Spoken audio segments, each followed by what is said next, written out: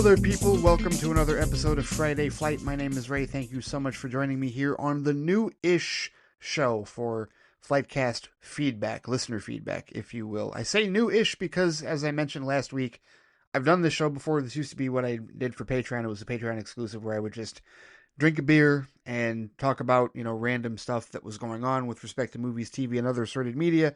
And then I decided, well, if I'm going to do feedback on Fridays, which I really am trying to do now, why not just bring it topside and name it this and use Flight Chat for other random musings on Patreon? So a bit of a switcheroo. Feedback is now going in to Friday Flight, and I'm now going to be drinking while I read your responses. What am I drinking today?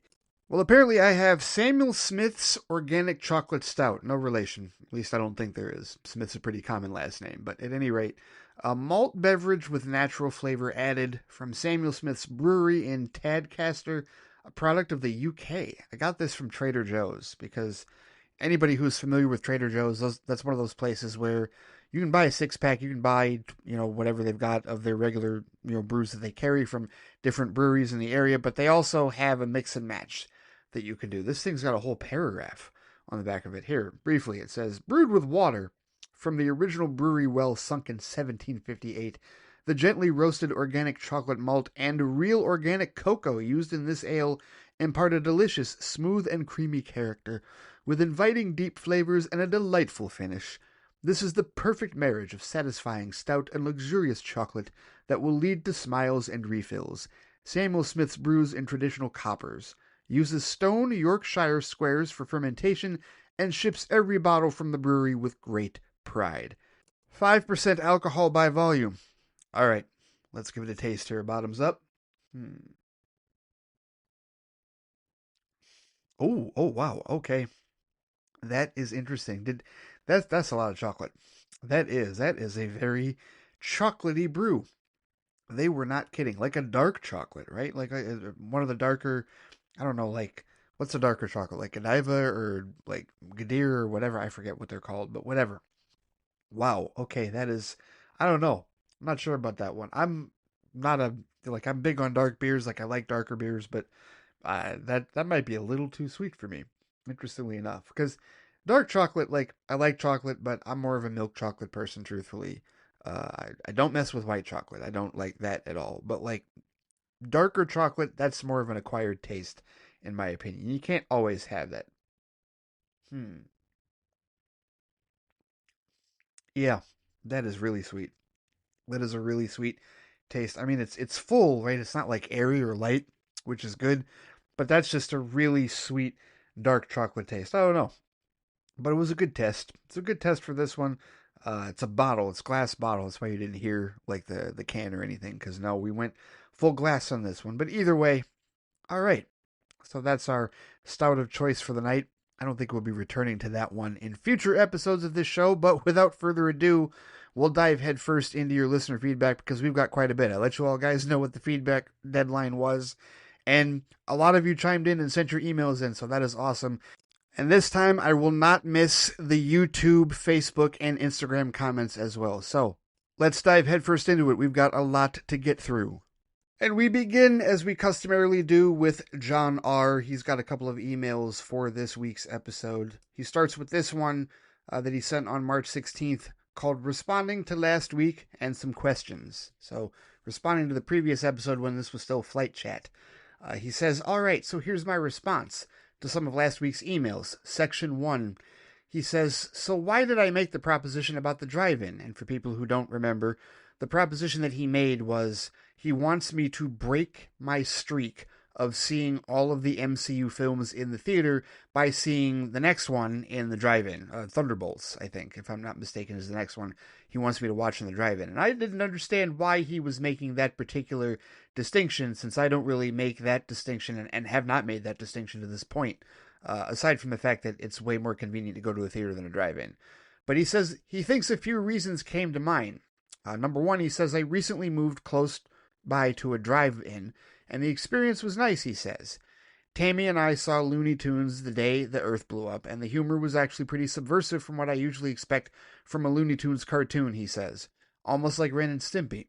I have to say it was such a nice experience having the autonomy to talk and use my phone when necessary. I figured maybe you'd want that as well.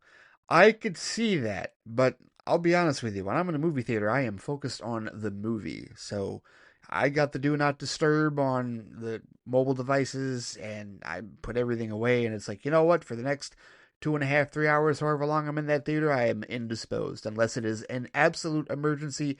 And only a few people out there, Shonda included, have the ability to interrupt any of my do not disturb with respect to a call or any type of emergency. So I'm not really big on the cell phone and talking and all that with respect to watching a movie because I'm trying to watch the movie.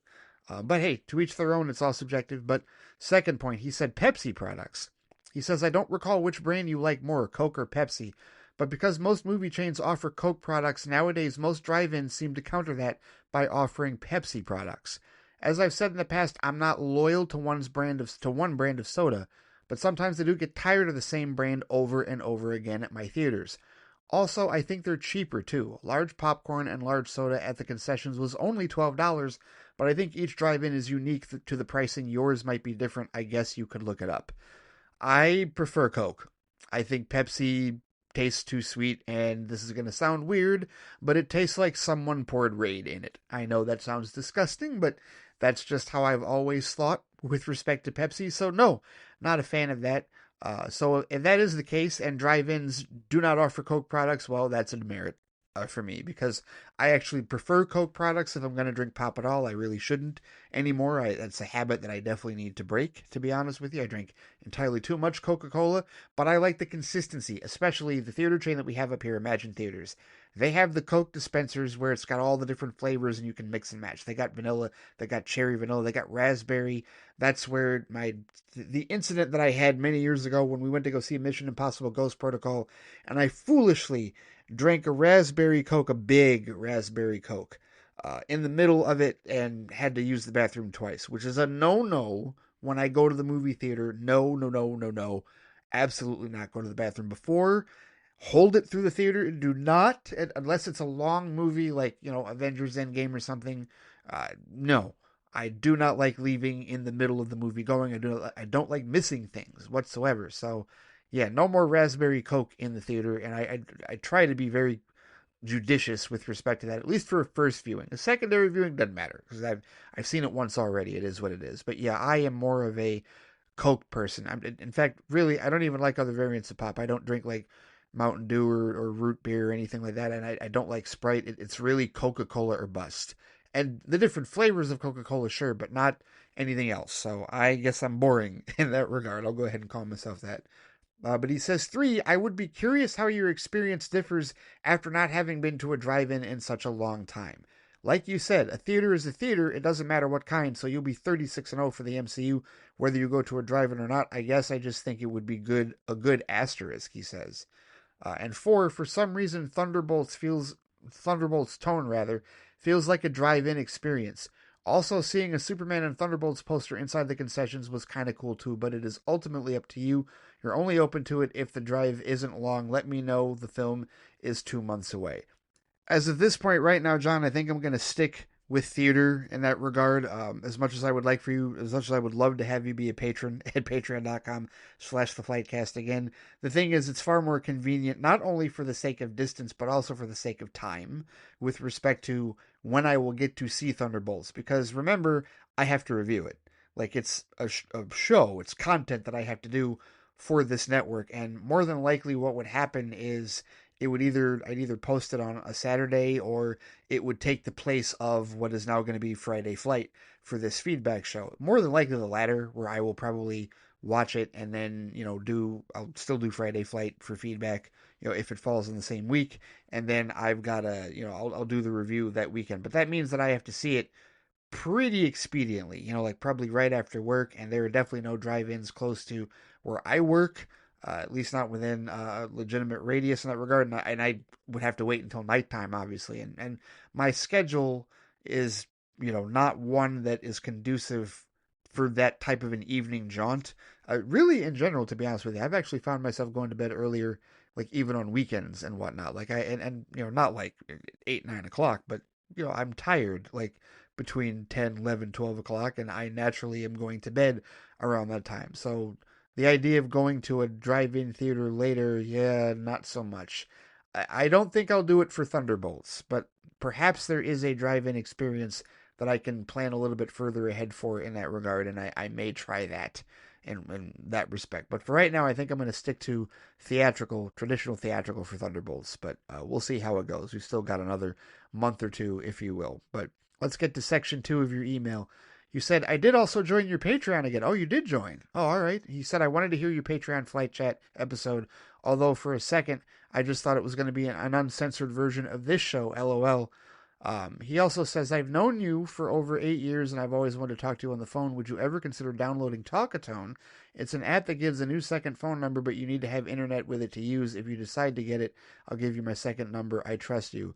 I appreciate the thought, John, but quite honestly, no, I haven't thought about that, truthfully. That's not something that I personally wish to do or feel comfortable doing. But I will say this. One of the things that I have thought of, and this is definitely like down the road as far as like bigger endeavors to do with this, is you know how Dave, the film junkie, you know how sometimes he'll do, actually, I think monthly, he does like a Patreon chat, or a Patreon show rather, where he'll have people on, like, you know, patrons. And we did that before as well at Squadcast Media. We had, I think, a couple of times, one time that I was a part of for sure, we had a Patreon, like, session, you know, like a Zoom call, you know, like vodka stream, if you will. And it was us and a bunch of patrons. It was me, it was Tim. I think Scott was also a part of it, and maybe some of the others as well. I forget exactly who other than Tim was a part of it. But something like that I have thought of. Something like that I have definitely thought of doing, like on some level, like some type of Patreon type show, or, you know, some type of live stream type show as well, similar to Vodka Stream, if you will, right? Of course, I'd love to go back to Vodka Stream. It's been too long, I feel like, since I've talked to Dave and any of those guys. I don't know. We'll see how all of that goes and whatnot. I know somebody was commenting a month ago or so that I should be on Vodka Stream, or I would like that. That would be cool. But I haven't talked to those guys in a while.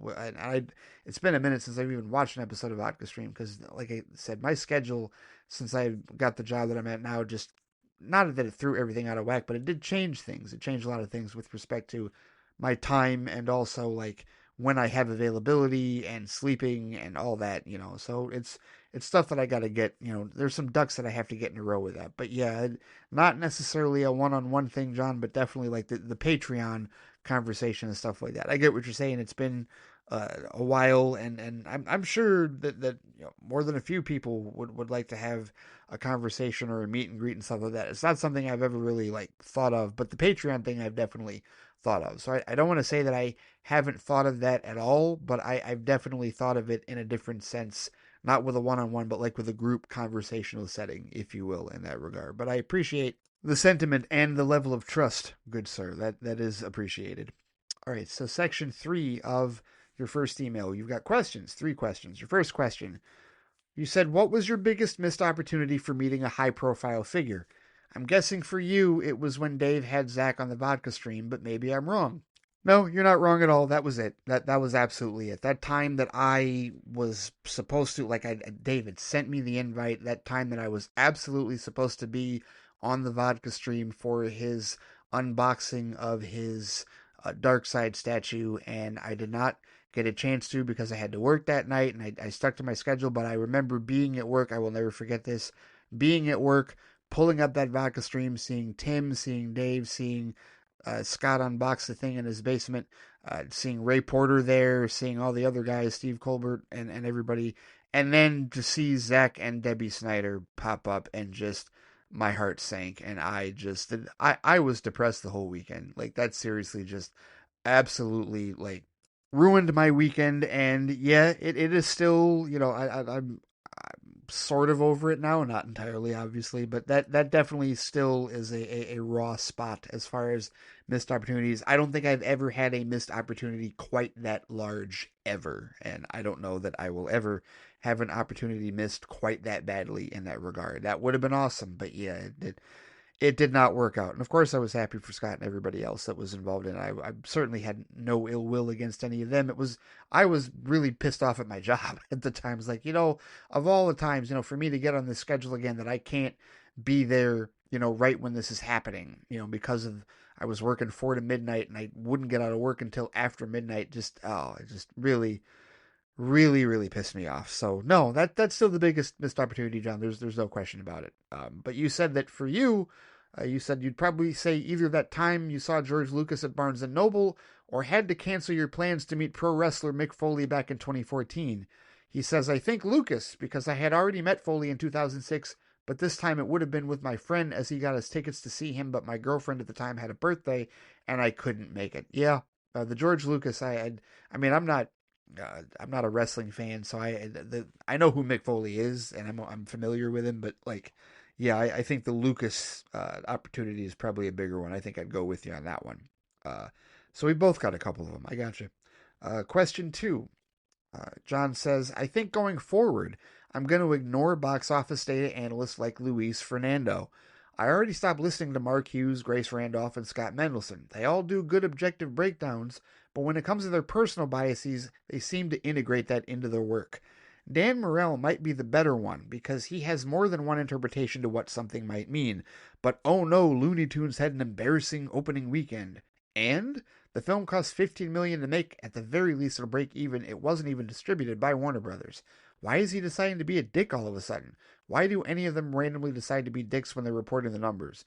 For attention. Absolutely for attention, because there is editorializing and opinionated stuff that they put in there because they know it's going to stoke the fire. And traffic is the name of the game for all of them, right? And I used to be a mutual with Mark Hughes in that regard, not Scott Mendelson. Scott Mendelson is a horrific individual, and so, of course, is Disgrace. I don't like either one of them, and have not liked either one of them, because I know that they intentionally stoke the fire, and I know that they intentionally say things to piss off fans and to get people to trigger people, if you will. That's their whole point. That's exactly what they do. That's the intent of their editorialism and their opinionated, that they infuse into box office. Like they really push the buttons and they really go for the clickbait attention, and that's why they do it, to get that type of attention, right? So they can get someone going, well, you don't know what you're talking about, or somebody going, yeah, you're right, this is horrible, blah, blah, blah. Like picking sides and pitting fans against each other. It's toxic bullshit, and I don't like it. So that's why I don't pay attention to them. Luis Fernando is definitely one of those that has a bias. Originally, I followed him because it seemed like he didn't have a bias, but then he started really injecting his thoughts and his opinions into what he thought the studios were doing and how this studio was so much better than that one and blah, blah, blah. And I don't give a shit about that. We can debate the decision making between the studios at a different time, but when you're trying to do scoreboard mentality, toxic bullshit with respect to these movies' box office, I have no time for that. I really don't, not anymore. So I hear you on that. You just gotta, maybe look at the numbers yourself and not worry about the reporting. Go to Box Office Mojo, go to thenumbers.com, go check those sites out yourself and just parse the data objectively for yourself, John. That's a big part of what I do, to be honest with you. But on to your third question for this first email. He asks, why do you think it's harder to find rational fans who are also using the internet in moderation, like you, Dave, Stephen Colbert, and others? I have a friend on Facebook. I'll refer to him as Mr. Russ. All he ever posts about is his support for any upcoming nerd thing, whether it's a blockbuster, movie, or a show. I've never seen him post about anything else, and there are a few others like him. I've seen you, Dave, and other post about plenty of other things besides nerd culture. Sports, politics, talk show hosts, etc. Like a family member gave me crap that I'm on my phone so damn much. Maybe they have a point, but I don't just post about DC movies. I have a variety of topics I post about. Do you think this could set a dangerous precedent where people are posting multiple times a day, posting the same topic over and over again like Mr. Russ is doing? And do you find ways to limit your internet use that you could suggest to me and the listeners? Well, I think what you're asking here is, do I think that it's a dangerous precedent where people are only talking about one thing over and over again? I think we're already there. I think plenty of people already do that. And I would say that your buddy Mr. Russ probably, if I had to venture a guess, because I've had people tell me this, right? When I've In the past, when I posted something that was political in nature, I would get the obligatory "stay in your lane" flight cast, say which, and those people can absolutely f off and are immediately blocked. They can kiss my ass. I will talk about whatever the hell I want. There's nothing they can do about that. But some people don't like it when you venture into other parts of discussion that are outside of movies, TV, and other assorted media, and so they're like, they'll downvote you on Reddit, or they'll say you need to stick to your day job, or you need to stick to what you regularly do. Now, those people, like I said, they can kick rocks, pound that biggest pile of sand in their mother's basement that they can. But, that's where it hits for me. And I think, but that's what a lot of people, I feel like they look at that, and that's why they stick to one subject, because one, it's the most passionate subject that they have, whatever it is, and two, they don't want to stray away from that so as to piss off, whoever their followers are, whoever their readers are, or whoever anybody that interacts with them with. They stick to the one thing and they stay in that lane and they just post incessantly about it because they're trying to attract a particular audience with that one thing and not alienate them with something else. I don't give a shit. I am going to post what I post about movies, TV, and other sorted media, and those opinions are already sharp enough as it is. So if I throw in my political opinions here and there, my sports opinions here and there, you know what? Take it or leave it. Like, if you really are somebody that can agree to disagree, even if you really disagree with some of my opinions, that is entirely up to you. I don't hold any opinion that I consider to be incredibly immoral or incredibly like toxic or destructive. I don't. I try not to do that. I don't like toxic bullying and anything like that. I absolutely fight against that tooth and nail. And I'm sure there's some people out there that think I am a bully, but I assure you I am not. I hate bullies. I detest bullies, and I certainly don't want to be one myself. But it's all subjective, and people are going to do what they do. But I think that's why people stick to one topic. And as far as ways to limit my internet use, to be honest with you, it could be as easy as turning off notifications. Like there was a time when I was back on, the Nazi site Twitter that I turned off notifications for Twitter so that I couldn't see anything unless I looked at the little badge on my phone, right? I wouldn't get buzzed. My phone wouldn't vibrate, and my watch wouldn't go off, anytime somebody sent me a notification. And I may certainly do that, now that I'm back on Threads and certainly, being on Reddit. I may end up doing that anyway, but that I think that's something that's helped me in the past is turning off notifications so that you don't feel the need to respond instantly, drop whatever it is that you're doing, even if you're at work, and respond instantly to somebody that has said something that, you have a strong opinion about or that you feel like you need to respond to. So that's a big thing, turning off notifications and not always getting the instant notification that someone is responding to something that you said. That I think definitely helps limit your use. You may find yourself perusing your phone or your device a lot less if you're not in such a hurry to respond to your phone buzzing for whatever reason or other. So that's one suggestion that I can definitely give you. Maybe that helps. Hopefully so. Maybe it helps somebody else as well. But either way, let's get to your second email. This is a quick one. Additional response to one more question that you sent the day later on St. Patty's Day. You said, response to last week, there is one franchise I'm curious to know if you're a fan of, the Evil Dead movies. I recently got into them a couple of years ago, and when Laura moved out and I lived alone for a month, I got pretty depressed. I didn't know what to watch to cheer me up. Army of Darkness was strangely the movie that got me through that depression. And also the additional question he asked was, when's the wedding? I'd be down to go. Oh, get a little personal there, John. Don't have a date for that, but it is definitely going to be, I would guess, a family-only affair, if indeed. So, sorry. That's definitely personal, private business in that regard, to be honest with you. As far as your other question about the Evil Dead movies, I wouldn't call myself a fan necessarily. I have seen the first three. Like my buddy Brian, massive Sam Raimi and Bruce Campbell fan, and definitely he's the one that showed me the Evil Dead movies. And because he back in the day they came out with those Necronomicon special DVD versions that had like the case for them.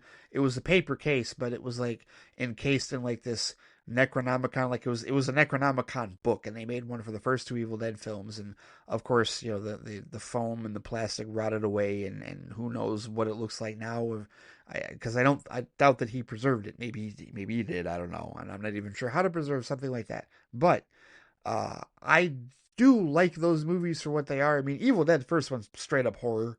And then the second movie is really just a retelling of the first movie, but adding all of the Sam Raimi camp into it. And then Army of Darkness is full blown Raimi camp. And Army of Darkness is probably the one that I would consider owning in my collection. I wouldn't mind owning the first three in my collection. And no, I have not seen the reboot. Uh, or have I? Maybe I have. I don't know. No, I don't think I have. I think I've only seen the first three. But I wouldn't call myself a fan, but I do appreciate the Raimi work, if you will, because I am a fan of Sam Raimi's work. So, and him being local, him being from Michigan, definitely into that. So, yeah, but I wouldn't call myself a fan, but I do like those films, the ones that I've seen, and maybe I will try the reboot at some point after I get through some more of the other films that are a little bit higher up on the list. So, hope that answers that particular question. So the next email that John sent was on March 18th. He said, quick thoughts on the MCU humbling video. He says, first off, he wanted to say that Tammy enjoyed Wonder Woman and Zack Snyder's Justice League. Yes, because they did watch it recently.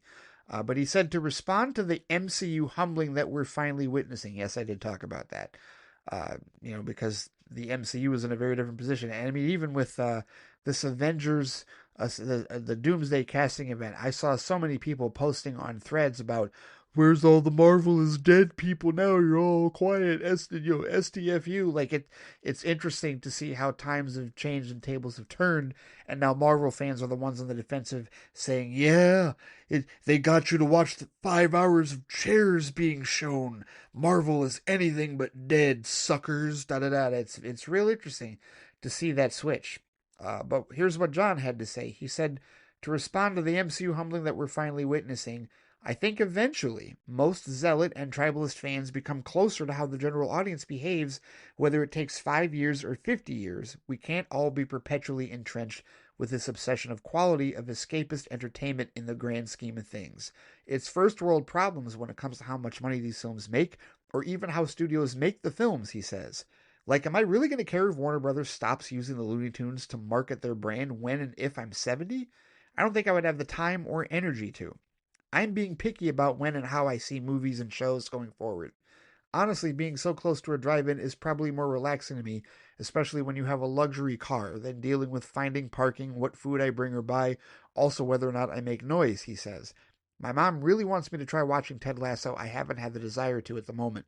I haven't even finished the first episode of Daredevil Born Again because I am beyond tired with what I'm dealing with in my personal life. If people aren't exhausted by arguing about the futures of studios and franchises, they either don't have real problems or have plenty of free time on their hands. But you're right, Ray. It seems like Disney, Marvel, Sony, Marvel, and Warner Bros. DC all have shattered glass ceilings now. Not so much when it comes to the movies themselves, but how the fandoms of these corporations have so much broken trust toward their corporate masters. Fans don't trust Gunn Safran, fans don't trust Zaslav or Feige or Iger or Pascal or Kennedy. Fandom in general for these big intellectual properties is broken. He put that in all caps. Are they damaged beyond repair?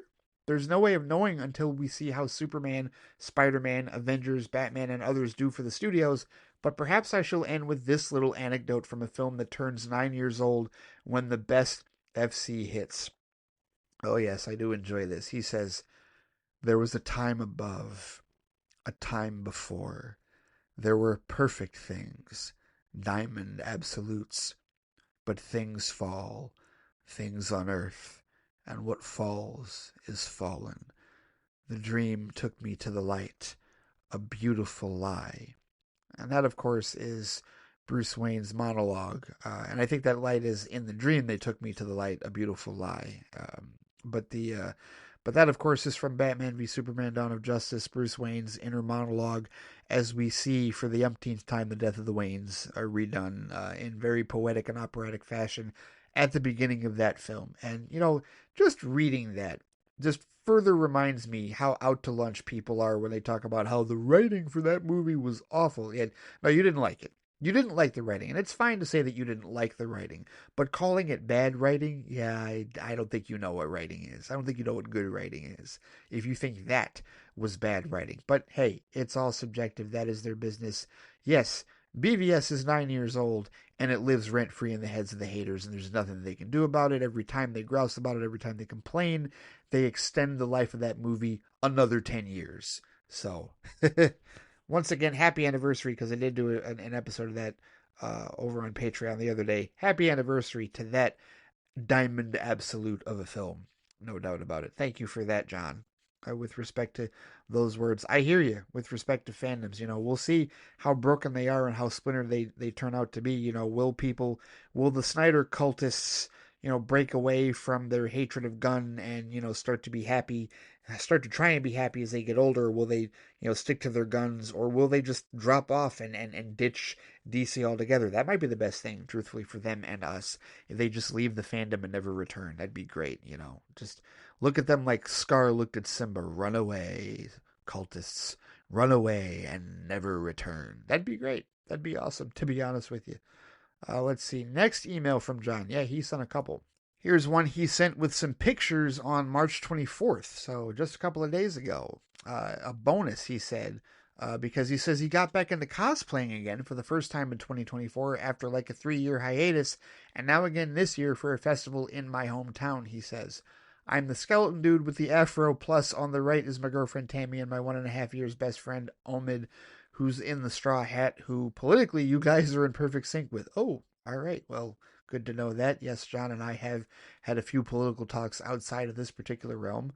He says, obviously, the four of us are the Straw Hat pirates from One Piece. From left to right, Kid as Zoro, me as Brook, Tammy as Nami, Omid as Captain Monkey D. Luffy. I haven't watched One Piece. I've seen like pictures and images. The cosplay's pretty good. That's pretty good. I mean, I have some friends that definitely cosplay and do all of the accurate stuff, and get it's a science. They break it down, man, as far as like how they look, and this looks like it's the same attention to detail. I totally buy that. That's cool. That's really cool. You guys are outdoors. All right, nice pick. Thank you for sharing that.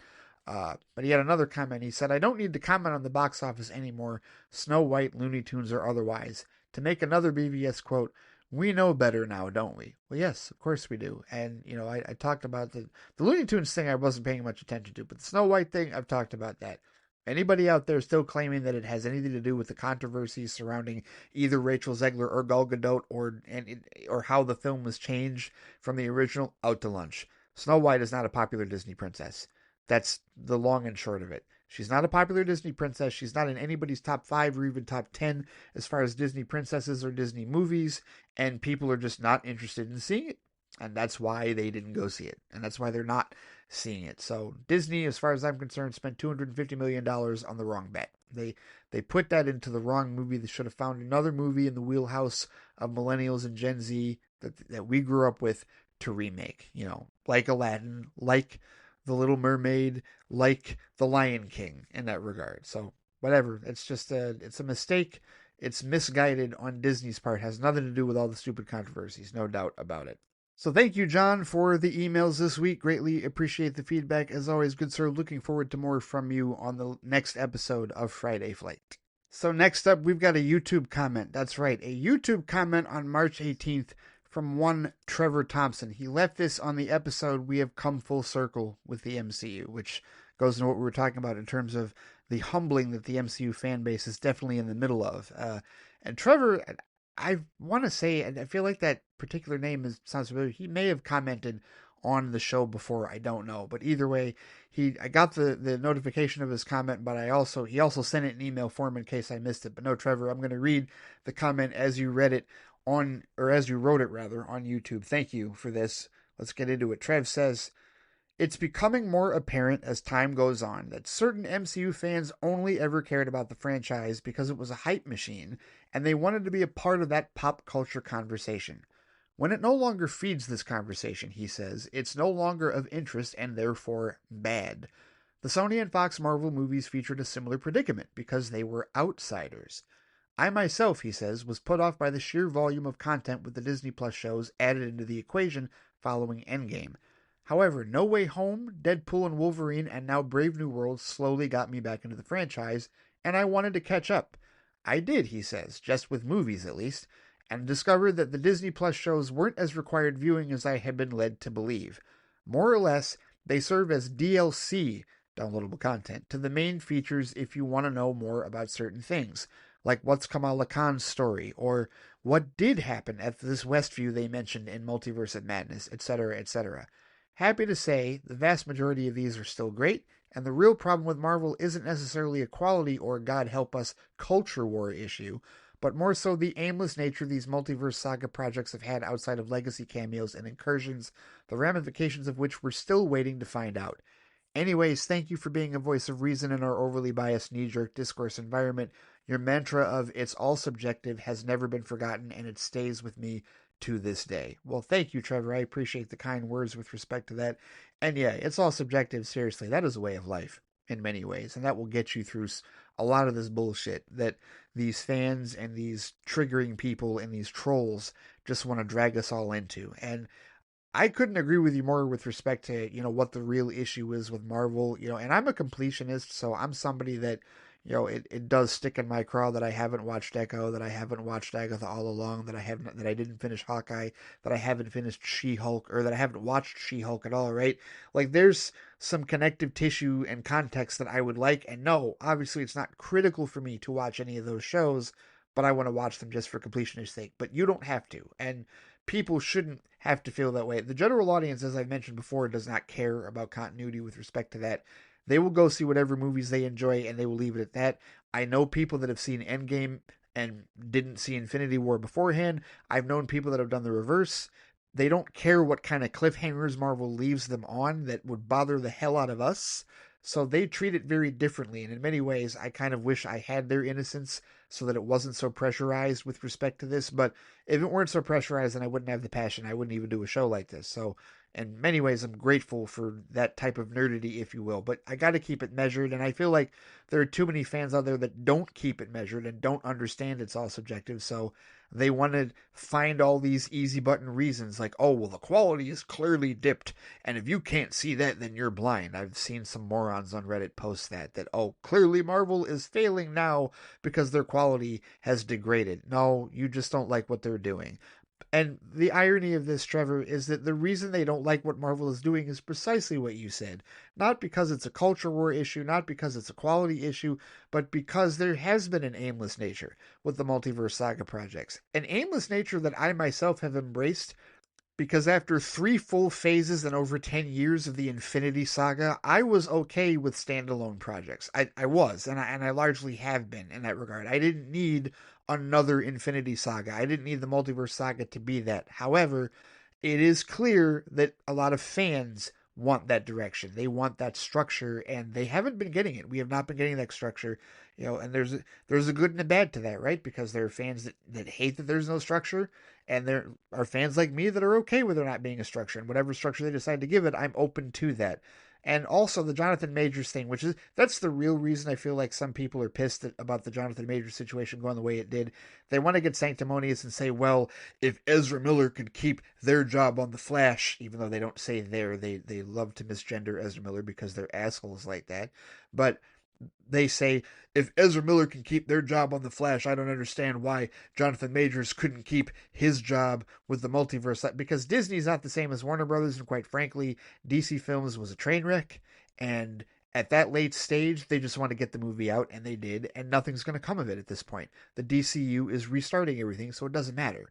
It's not the same scenario whatsoever with respect to Jonathan Majors and Disney, right? Because they wanted him to be the next Thanos, essentially, for the multiverse saga, and they need to keep up their image. So when all this shit came out about him being an abuser and hitting women and whatnot, they could not have that in their PR. Disney has done this before. Remember when they fired James Gunn for less? Because disgusting tweets are not the same as actual physical altercation and threats and assault, okay?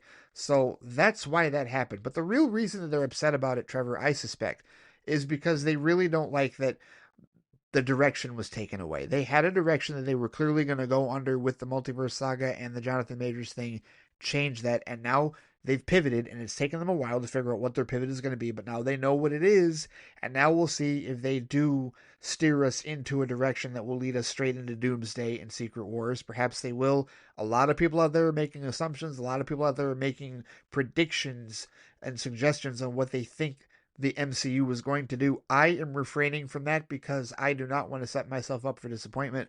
I feel like anybody that is looking at any comic runs and trying to ascertain exactly what the MCU is going to do with this, you're setting yourself up for disaster.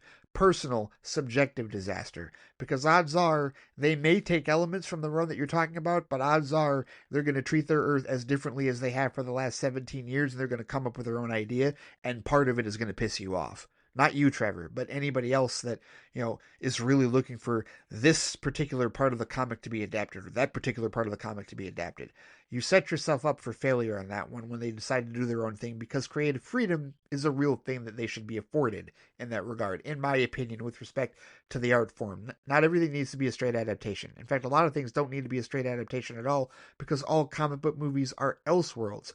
And I am open to whatever Marvel Studios does for the rest of the multiverse saga. Anybody that wants to take guesses and extrapolate on, I think they're going to do this, I think they're going to do that, when it doesn't happen, don't let it ruin everything for you. Or if you do let it ruin everything for you, shut up and leave the rest of us alone. Because the rest of us wish to be happy with respect to whatever it is that Marvel Studios decides to give us for the multiverse saga. And hopefully that is the case. But yeah, I 100% agree with you on that, Trevor. People are upset because it's an aimless direction. And if they finally find a direction for it, which I suspect they will, going into Doomsday and Secret Wars, then we'll see how the discourse goes with respect to that. But thank you for the feedback, good sir. Thank you for sending it in email form so that I didn't miss it. I will endeavor to make certain that I do not miss YouTube comments going forward. Thank you, Trevor. And if you have not contributed to the feedback circle yet, I will just say welcome to the feedback circle here on Friday Flight with this particular post. If you have before, then disregard that welcome, and I'll just say, say welcome back. I'll say welcome back. Either welcome or welcome back, Trevor. Thank you for the feedback, no doubt. All right, next up we check in with Amr Zidane. He's got an email titled Catching Up on TNG, Invincible, and Daredevil Born Again. I have watched 2 of those. Let's hear what he has to say this week. He says, Hey Ray, hope you're doing well. I haven't been completely up to date during March, since it's also the holy month of Ramadan here in Egypt, which means fasting from sunrise till sunset. So I wasn't able to fully indulge in my favorite shows. I understand that perfectly, Amr. Not that I practice Ramadan myself, but I am familiar with the custom, no doubt. He says, but once Ramadan wraps up, I'll start catching up properly. That said, I have kept up with some stuff here and there. I was keeping up with Star Trek until March, and during the month I managed to finish Invincible Season 3 and the first 2 episodes of Daredevil Born Again. Before we get started, he says, I wanted to thank Alex for the warm welcome he gave me. I truly appreciate it. And thank you, Ray, for also welcoming me and including me in the podcast. Absolutely. Glad to have you here. He says, so let's start things off with TNG. I've paused at episode 13 and will continue after Ramadan is over. I've encountered some great episodes so far that I thoroughly enjoyed from beginning to end. My highlights so far have been, that's right, he's in the middle of season 3, episode 5, The Bonding. He says, this one really stood out to me for how it handled grief. The idea of an alien trying to comfort a grieving child by recreating his mother was both eerie and heartbreaking. I liked how the episode explored the psychological toll of Starfleet life, especially on families. The Bonding is an underrated episode, Amr. It's underrated in general, but I think a lot of Star Trek fans understand how strong it is, and it's precisely what you're talking about. The psychological toll of Starfleet lives, especially on families, and they even related it back to Wesley and what happened with his father Jack and how that is connected to Picard and Beverly and all that. So yeah, it was really well done. It was really good. And also it's just, again, for me, being a RoboCop 3, or not RoboCop 3, pardon me, a RoboCop 2 fan, someone who believes that movie is a little bit underrated, just the fact that that kid ends up being Hob, that horrible little shit from that particular movie. It's always, that adds to the eeriness to me a little bit, because he's totally different as Jeremy Astor in this particular episode. But yeah, The Bonding is very underrated. Episode 7, The Enemy. Ooh, yeah, that's a good one. He says, seeing Geordi stranded on a hostile planet and forced to work with a Romulan was great. It was a classic 2 enemies must cooperate to survive story, but it worked really well, especially with how it tied into Worf's personal conflict about giving his blood to save a Romulan. That was the awesome subplot, right? That was like the really dark subplot, is this whole scenario involves them having to work together with Romulans, and you've got the idea is they believe that there were only 2 Romulans, that one is on the planet stranded with Geordi, and that the other one is like on the ship dying. right? And the only way, and it's a crazy juxtaposition. Only Worf's blood will save him, and Worf will not save him. And it's like all the senior staff, Picard included, like, we can't order you, but can you please do this? And Worf's like, no, absolutely not, right? And just the juxtaposition of the situations between what's going on there with that blood hatred between the Klingons and the Romulans and what's going on the surface with Geordi and the other Romulan in a life or death situation it's really well done. It's a really good episode. The Enemy, I don't think that one is underrated, but I definitely think it's one of the gems so far. Season 3, as I've told Alex, is really when the show starts to get into its own, and these are some really good episodes. So is this next one you bring up, episode 10, The Defector. He says, this was an intense political thriller with an ending that really stuck me. The paranoia, the tension over whether the Romulan defector was telling the truth, and the tragic way it all played out made this one of my favorites so far. I really enjoyed how the episode slowly built tension, making you question whether Admiral Jarek was truly a defector or just part of an elaborate Romulan ploy. His character was compelling because despite his allegiance to the Romulan Empire, he genuinely wanted to prevent a war. His fate was tragic, but it made the episode even more powerful. I will also tell you this, Amr. Keep an eye out. Remember that particular actor. His name is James Sloyan, and you will see him again.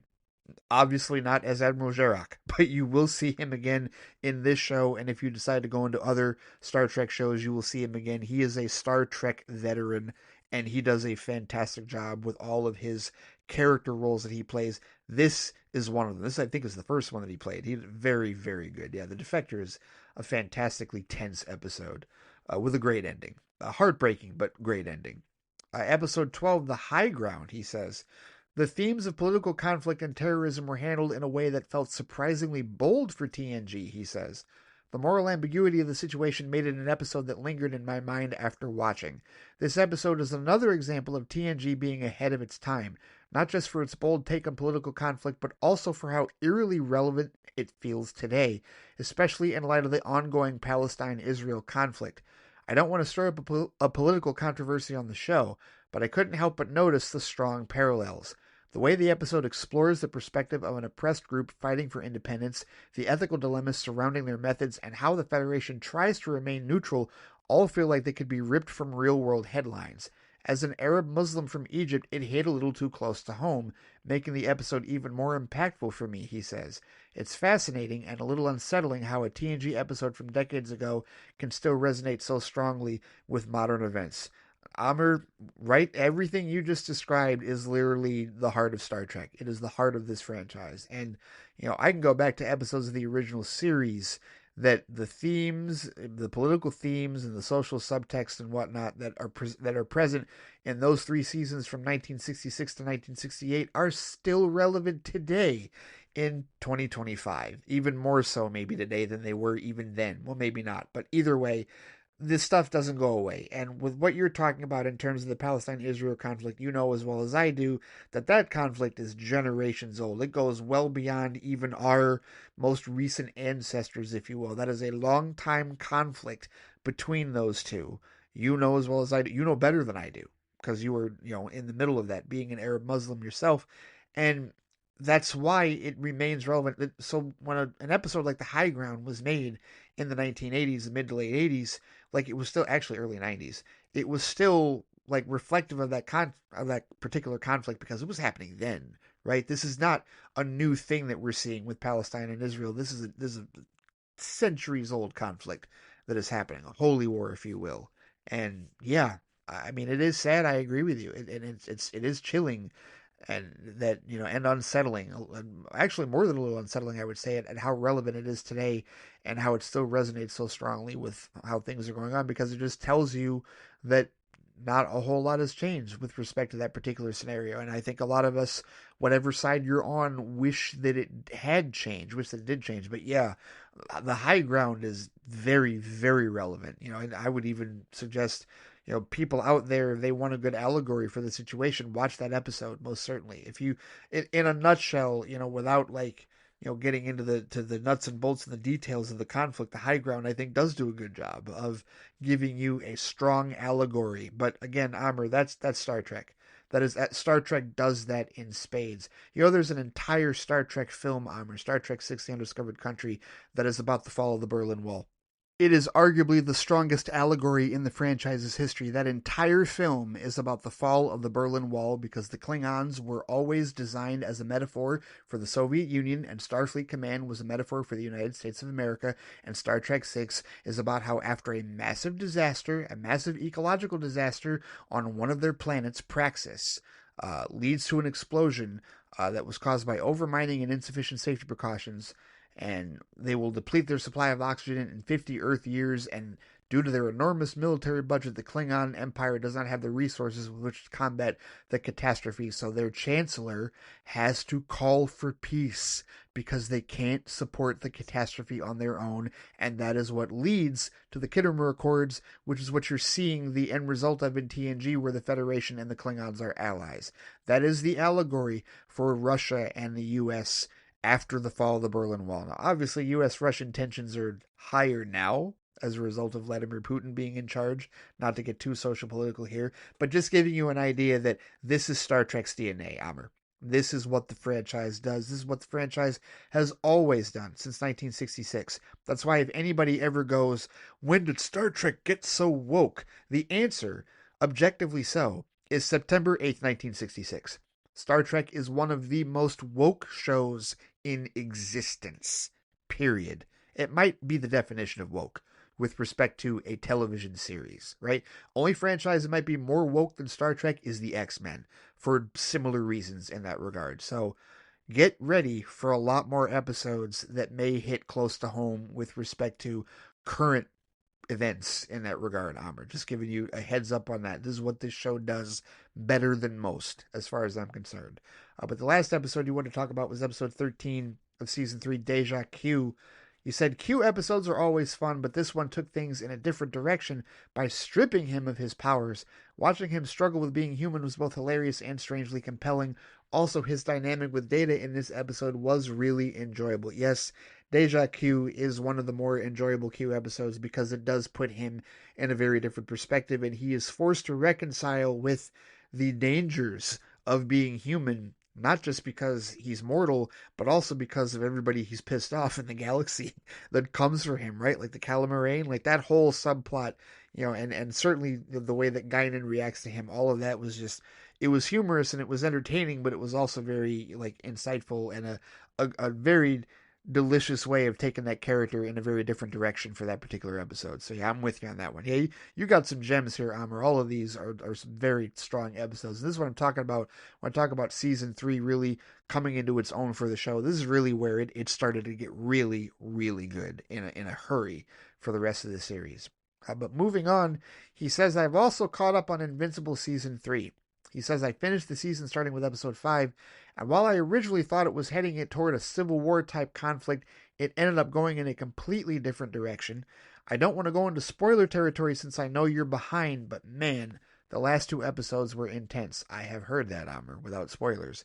He says the action, the emotional weight, and the sheer brutality of it all, especially that final episode, were on another level. This season really pushed Mark to his limits in ways I didn't expect, and I can't wait to see where things go from here. Yeah, I need to get caught up on Invincible. I do. And that's a shorter length animated series, so it might be one of those where perhaps I do a rewatch of season 1 going into the seasons, because it's been a while, been a couple of years at least since I watched Invincible season 1, and I was watching that, like, I got caught up on that like relatively close to its release. So yeah, I really did like season 1, and I've heard great things about season 2 and 3. So yeah, it's definitely on the list to get caught up, when I get to the Amazon shows, if you will. But Amr says, as far as for Daredevil Born Again, he says, I watched the first 2 episodes and will continue catching up after March, but boy, oh boy, what an amazing start. It's so awesome to see Charlie Cox's Daredevil back, along with the original cast. Well, most of them.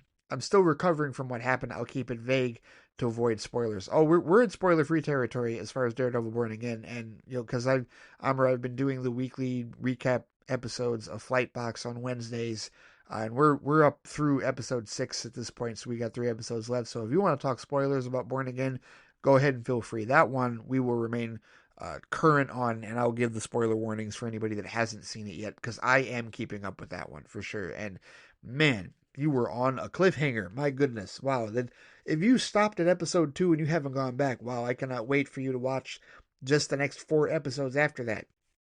But you said the first 15 minutes of episode 1 were top tier, in my opinion. It really pulled me in right away. He says, after finishing the first 2 episodes, all I kept thinking about was that opening sequence. I'm also really liking the score so far, especially how the opening credits feature a new rendition of the Netflix Daredevil theme. It's a nice touch that bridges the past with this new era of the character. I don't have much else to say yet, but I will catch up on. I will after catching up on the latest episodes. He says, "I'm curious to see how the season unfolds." Anyway, that's all from me now, he says. Looking forward to catching up on everything after Ramadan and hearing your thoughts on all these shows when you get around to them. Hope you're doing well, and as always, I appreciate the podcast. It's always a great listen. Take care, Amr. Amr, thank you for the kind words. Thank you for the feedback. Thank you for listening. And yeah, cannot wait for you to get caught up on Daredevil Born Again after Ramadan, because man, it's a doozy. It has been awesome so far. I'm with you on the score, and you know, all these reports about all the changes they made when they decided to go back to connecting to the Netflix series. I'm good with it. I don't need to know all the rest of the inside nuts and bolts. I mean, I'm a little curious, but it doesn't matter for me in the long run because I love what they've done so far, and I love the course correction they took to bring it, to connect it to that Marvel Netflix series. It was a phenomenal decision in my opinion, rather. And yeah, I'm grateful for it. Glad that they've done a fantastic job so far. And we got 3 episodes left, so yeah, go ahead with those spoilers, man. When you get done, you know, after Ramadan, you want to chat about it, absolutely launch away with the spoilers. We're keeping, for that particular show, we're keeping up on Daredevil Born Again. And give a listen to those Flightbox episodes if you so desire after you get caught up, right? It's organized. The first episode was on the first 3 episodes, if I remember correctly. Then there's a separate one for episode 4, and then there's one for 5 and 6 because they released 5 and 6 concurrently this particular week. So listen to those episodes of Flightbox Amber after you are caught up, not before or during, after. And then let me know what you think. All right. Thank you, good sir. All right, let's check in with Waliyu Mustafa. He sent a pair of emails, and it is important to note that the first email that he sent on March 26th is dealing with all the stuff we talked about prior, and the second email that he sent on March 27th is about Avengers Doomsday and all that stuff with the casting, because yeah, we were definitely going to talk about that. So let's dive into his first email that he sent on the 26th. He says, "Hey Ray, first of all, welcome back to Threads. Have to admit it was a bit of a surprise, but I fully understand why you came back, as you mentioned in the last episode of Flightcast. And you're right, there's less geeky stuff on Blue Sky than there is on Threads. But I think that's just down to who is on Blue Sky at present. Also, I follow Jerry Ryan, and she doesn't half love to repost lots and lots of political stuff. The only real geeky outlet I get is from Gail Simone, but we all know what she likes to do on social media. Yes, we do, Wally, you're not kidding. That being said, he says I also follow Dan Slott, comic book writer who's written tons of Spider-Man stuff and is set to debut for DC. When Summer of Superman kicks off in May, he's writing an arc titled Superman Unlimited. Oh, I am quite familiar with Dan Slott. Not in a good way either. Let's just say he said some things and some problematic stuff came out beforehand, but I don't know what he's up to right now, but I don't quite hold him in the highest of regards, not with respect to his work, because I don't think I've read any of his work yet, but yeah, he got a little gatekeepery, if I recall correctly, with respect to BVS and some of the Snyder stuff and the whole Marvel DC tribalism whatnot. But either way, you're right. He does have Summer of Superman. Like he's got his Superman arc coming out in May, Superman Unlimited. And yes, he has written tons of Spider-Man stuff. And I am going to read it. I am going to be fair and read his writing. You know, just because I have feelings about, you know, thoughts on Jeff Johns being a complete prick about stuff doesn't mean I don't own and enjoy his Aquaman run that the guys from Squadcast Media gifted for me some years ago for my birthday. It is a fantastic run in a tome that is suitable for home defense in hardcover form. It's the best gift the guys ever got me. I really appreciated it, and I do like it. So yeah, separating the art from the artist, if you will. But moving on, Wally U says, Reddit. Why are you looking for trouble, Ray? LOL. Like you can't get through a day without telling people how much of an idiot they are. Haha. I am on Reddit too, he says. I was part of the DC Cinematic and Superman subreddits, but I left because I could see they were posting spoilers for certain things, and they didn't care about it. Also, I got sick and tired of the bickering. Fan discourse is something I no longer want to see anymore. And if I see it on Threads or Blue Sky, I block and move on. The Marvel Studios subreddit seems a lot better, and they make sure spoilers are not shown until they know it's safe to do so. That being said, I tend to just see things in compact mode, and unless it interests me, I don't click any further to read more. Yeah, you know what? I honestly I agree with you on that. I talked about my nonsense with the Superman subreddit. I don't need to deal with them ever again.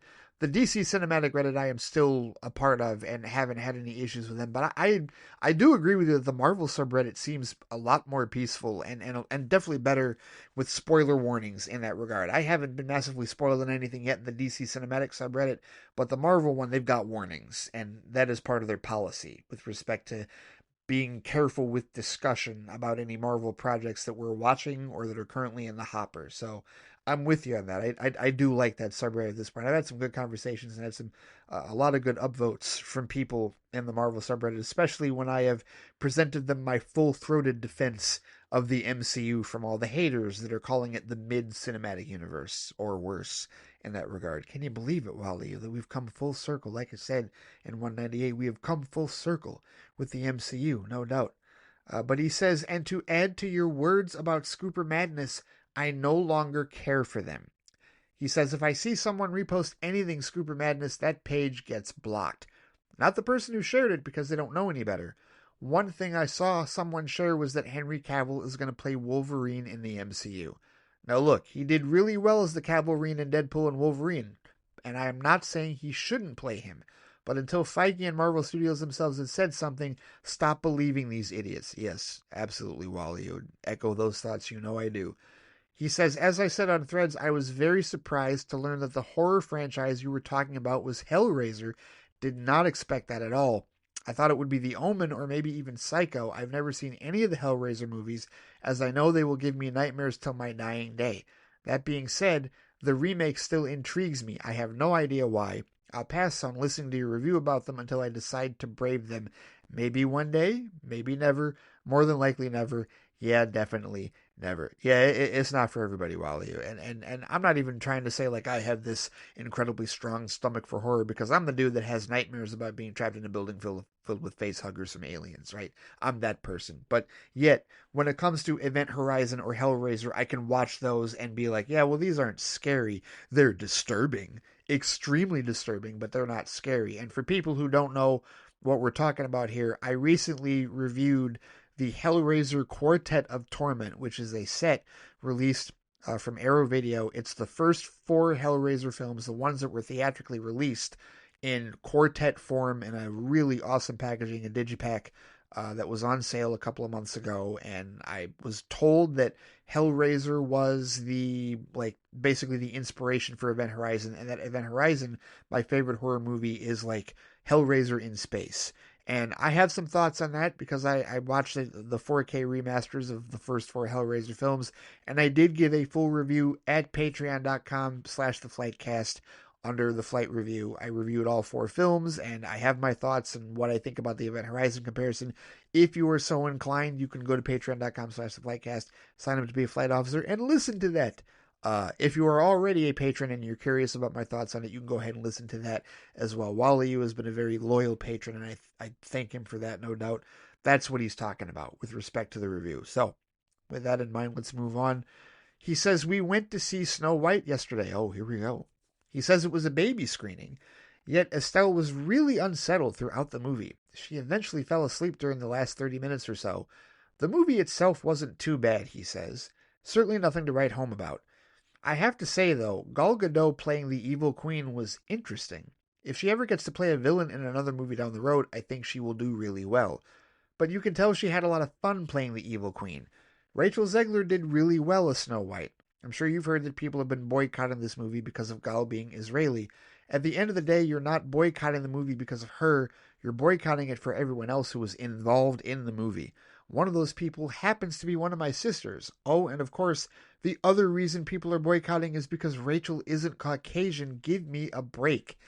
Yes, and also, Wally, we can't forget that, they're apparently all up in arms for what she said about the original Snow White and how she was dogging it, in terms of how old it was, and also because of her support of Palestine on Instagram. Those are also reasons that they're allegedly boycotting it. But you said, I heard your latest episode of FLIGHTcast, and I had no idea that there were that many iterations of Snow White. Other than the 1937 original and the Kristen Stewart movies, I would not have guessed any others existed, though maybe the Kristen Kroik one. I think I do remember hearing about that way back when, but you're right. Snow White is nowhere near as popular as the likes of Lion King, which we watched at the weekend and Micah enjoyed it, Aladdin, Beauty and the Beast, and The Little Mermaid.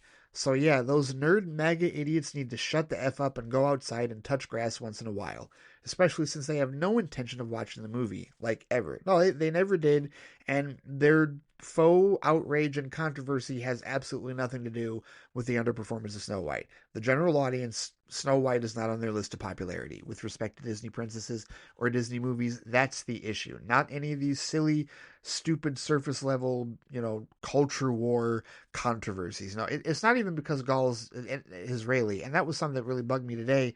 Was I saw a lot of people that are defending Rachel Zegler, but they're saying no, the boycott isn't about her. The boycott is about Gaul because she's a Zionist and yada yada yada. And it's like, okay, people, just everybody, you're not doing any good to this either. Like, you're not making a dent in this at all. Like, anyone that is protesting that film for either Rachel Zegler or Gal Gadot, meaningless. Absolutely meaningless. The general audience doesn't know who you are, doesn't care why you're boycotting them. They're just not interested in seeing Snow White. That's the long and short of it, right?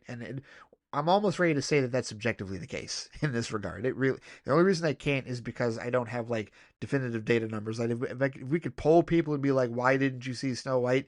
And we found that, like, 9 out of 10 people said, because Snow White's not my favorite. And then one person says, because I hate Gal Gadot or because I hate Rachel Zegler. I feel like, then we would have some data to be able to say that it's subjective. But for now, I just have to say, no, this is what, and I've conducted a straw poll, mind you, right? I went to work, right? And I work with people who, we're in the television industry. We've seen movies, we're aware of movies, okay? For years, I have asked people, like I said on the other show, what their favorite Disney movie was. No one has ever told me Snow White. This entire past week, I asked damn near every coworker I have in the morning, what is your favorite Disney movie? And I got so many obscure answers, and nobody said Snow White. Nobody. Not one human told me Snow White. And I got so many other answers for Disney movies. I got like The Mighty Ducks. There's this 1976 movie with Don Knotts called Gus that I've never heard of. That's a Disney movie. Like, so many other Disney movies that people said were their favorite. Cheetah Girls, Goofy movie, and of course the big four that I mentioned, right? And I feel like Aladdin got the most votes at my workplace, and then Lion King got the second most votes, right? Those are the two most popular, right? Because I work with a lot of people that are like in my generation or around my generation with that Disney 90s Renaissance period, right? When the animation, the Renaissance for the animation, right? But of course, I have one coworker said Hercules because she's a Gen Zer and she grew up with Hercules. I got one coworker that said Mulan, right? Because they love Mulan, right? Nobody's saying Snow White because Snow White's not popular. End of story with respect to that. So, anyway, moving on. Wally says a quick family update. Micah started potty training last weekend. Let's just say it's not going too badly, but it could be better. He seems a bit more confident at nursery, letting them know when he needs to go, but at home he doesn't say anything. So we're having to ask him or getting him to understand that he needs to sit on his potty to do his business. A bit more patience and time, and I think we will get there. Accidents are going to happen, but when he does get it done, we reward him with a sticker to put on his chart, and then he gets a treat. I've also been playing YouTube kids videos all relating to potty training to get him to better understand it. Hey, there is no manual or handbook for parenting Wally, so you all are doing the best that you can, and you are to be saluted and commended for that in many ways, good sir. Best of luck to you on that. He says, finally, we are now caught up on Daredevil Born Again, and I have listened to your spoiler-filled reviews. Right. Spoiler warning for anybody that is still in the bubble about Daredevil Born Again. We're about to talk some spoilers, especially with this next thing that he says. Here we go. He says, first of all, Foggy? They did my boy Foggy dirty. Why? That came out of nowhere, if I'm being honest, he says. As for the allegories of Wilson Fisk becoming mayor of New York, yeah, the showrunners knew exactly what they were doing there. Oh, yes, they do. Oh, yes, they do. He says, I won't go too much into it, but overall, I am enjoying it so much, and I am so glad we rewatched the OG show beforehand. Look forward to hearing your thoughts on the next episode this week. Yes, I posted that episode. Let's see, when did you sent this on the 26th? Yeah, I would have posted that next episode of Flight Box that day, actually. I posted it later that night. So, yeah, hopefully you did listen to my thoughts on episodes 5 and 6, because I definitely had some big things to say, especially with everybody calling it filler episodes. No, the hell they weren't. And I went over exactly why they weren't filler episodes at all. They were very important to the arc of the season. But he says, and because we have now caught up on Daredevil, we started watching a show called Paradise on Disney Plus. Oh, you too? I've heard about this show. He says it stars Sterling K. Brown and James Marsden. The former plays a Secret Service agent to the latter's President of the United States. Said president, or rather former president, is murdered, and our agent has to find out not only who did it and why, but what events occurred in the lead up to it and the subsequent aftermath. We're about 5 episodes in, and it's really good. I will say that there's no rush in seeing this show. All right. Another rousing vote of confidence that I've heard about Paradise. All right. Have to remember that. And I think it's on Disney Plus, but I think it's Hulu. I think Paradise is a Hulu series. But of course, Hulu content is now available on Disney Plus. Part of the whole bundling thing. He says, happy 9th anniversary to Batman v Superman Dawn of Justice. He sent this the day after that anniversary. So yes, indeed. Thank you for your words on this movie and the impact it still has all these years later, be it both negative and positive. But I prefer the positive as always. Yes, that's also at patreon.com/theflightcast if you want to hear my diatribe, my rant and ravings about the 9-year anniversary of BVS, which was this past Tuesday. He says, before I go, you need to watch Adolescence on Netflix. Oh no, that's another one I've been hearing about. Have you seen the chatter for this show? He says. It's about a 13-year-old boy who kills a fellow female student from his school. The show isn't about whether he did it. He did it. It's about the reason why he did it and the outcome of it all. 2 words, toxic masculinity. It's only 4 episodes, and it stars Stephen Graham, who plays the boy's dad. And I tell you what, if Stephen Graham and the kid, Owen Cooper, who plays the 13-year-old, don't get any awards for their performances in the next 12 months, there will be riots. Oh, and the unique thing about this show is that each episode was done in a one-shot.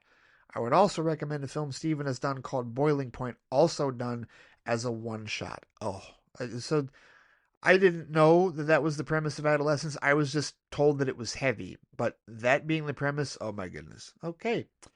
Well, all right then. 4 episodes, I might give it a whirl. I don't know if it's going to be this week, because this week I have to watch one of the 2 Christopher Nolan movies that I have not seen. And if you want to know which one, I will once again steer you to the Patreon, because I'm going to post a flight review episode this weekend on which Christopher Nolan movie I have not watched yet, but will have watched and will fully review.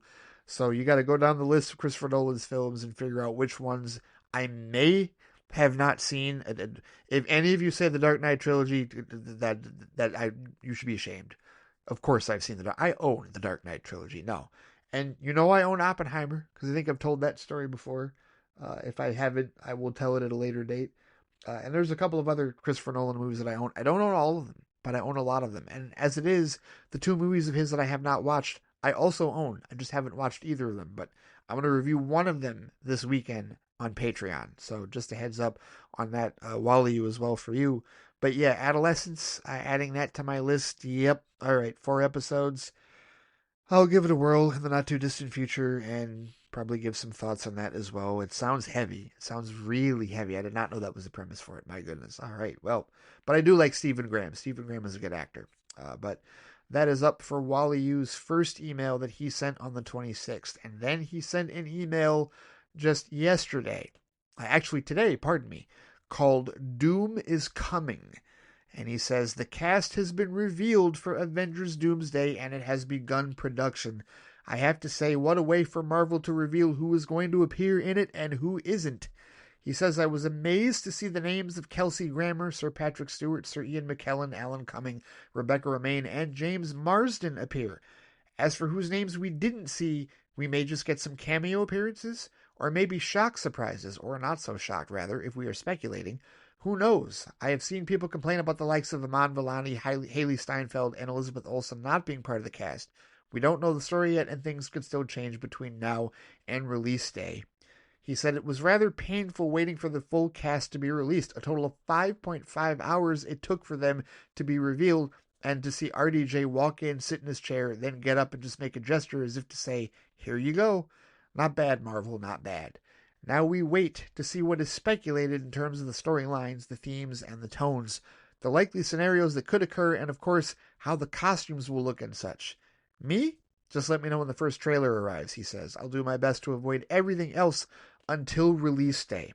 As you said on Threads, will this be the springboard for the X-Men? I mean, Channing Tatum's Gambit will be in the movie, he says. We know stars Patrick and Ian are getting on a bit, so I expect to see McAvoy and Fassbender reprise their roles as Charles and Eric at some point.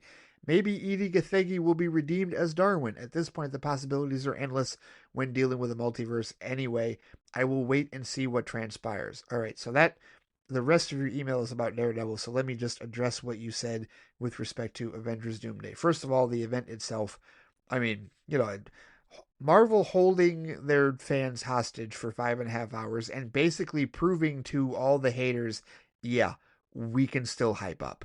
We can still do it. People are still paying attention to us. I mean, bravo. They absolutely proved that. There's no doubt about it. How many millions? Like here, what were the numbers on that again? 275 million views as reported by the Marvel Threads account. Yeah, I mean they have the captive audience, right? And I've talked before about how even the haters, you are going to watch these movies even if you hate watch them. They have your money, they have your dollars. The question is, can they build hype up again to bring in that general audience and to get the fans hyped up to bring in that general audience in that regard? And we will see if this all works out. But my concerns, of course, with the whole bringing the band back together thing, I mean, that just increases tenfold with respect to this. Now, I will say this, Wally, the amount of names, 27 of them in all, lead me to believe that most of these are already cameos. I mean, how are you building a cohesive story over 2 to 3 hours with focusing on that many characters? Now, I think we're in line for cameos as it is with the 27 that we saw. I don't think we're going to get a ton of depth out of the X-Men characters that we're seeing. Like, all of these actors are older. The only one, I think the youngest out of this group is probably Rebecca Romaine and James Marsden and Alan Cumming. They're probably the three youngest. Kelsey Grammer, Sir Patrick, and Sir Ian, they're all older, no doubt about it. We're not going to see them for a ton. If anything, Kelsey, like Beast, could be completely CGI. I swear that was complete CGI that we saw in that post-credit scene for the Marvels, but it was his voice, right? So that might be all that we're doing there. But, I want to touch on what you were saying in terms of people being upset at everybody that wasn't listed. Yeah, just because people weren't listed doesn't mean they're not going to be in the movie. They're not going to tell you everybody. They're going to leave some surprises, but they're going to give you enough here with this event to be like, oh my goodness, they're bringing back a lot of the OGs, and they're bringing in the Fox X-Men cast, and they're bringing in the Fantastic Four cast, right? So they're merging those three groups together, right? So that's really to get you in the door along with RDJ as Doom. But as far as any of the other names you mentioned, any and all of them could show up in the movie. Because you're right, we don't know the story yet. And it's not even just that things could still change. Things are going to change because that's Marvel's MO as far as their production schedule and their decisions are concerned. But the plan that they even have now, we don't know what that full plan is. So there's a whole lot that we are unaware of, even with the 27 names that we just got confirmed for the cast. And with respect to speculation, as far as it being the springboard for the X-Men, I don't see that, Wally, because just because Channing Tatum's Gambit is there, I don't think I'm not expecting to see McAvoy and Fassbender. I'm not.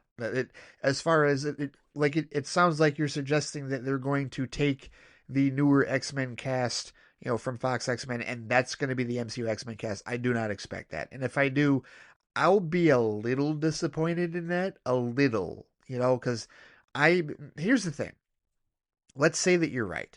Let's say that that is the case. And I don't want to get my hopes up because I mentioned earlier that I don't want to speculate and be disappointed. I'm not going to let myself be disappointed if it is not the Fox X-Men cast going forward. But let's say that it is. Let's say you're right.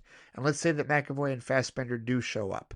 And, that maybe they do get a redemption for Darwin and maybe Channing Tatum does end up being Gambit.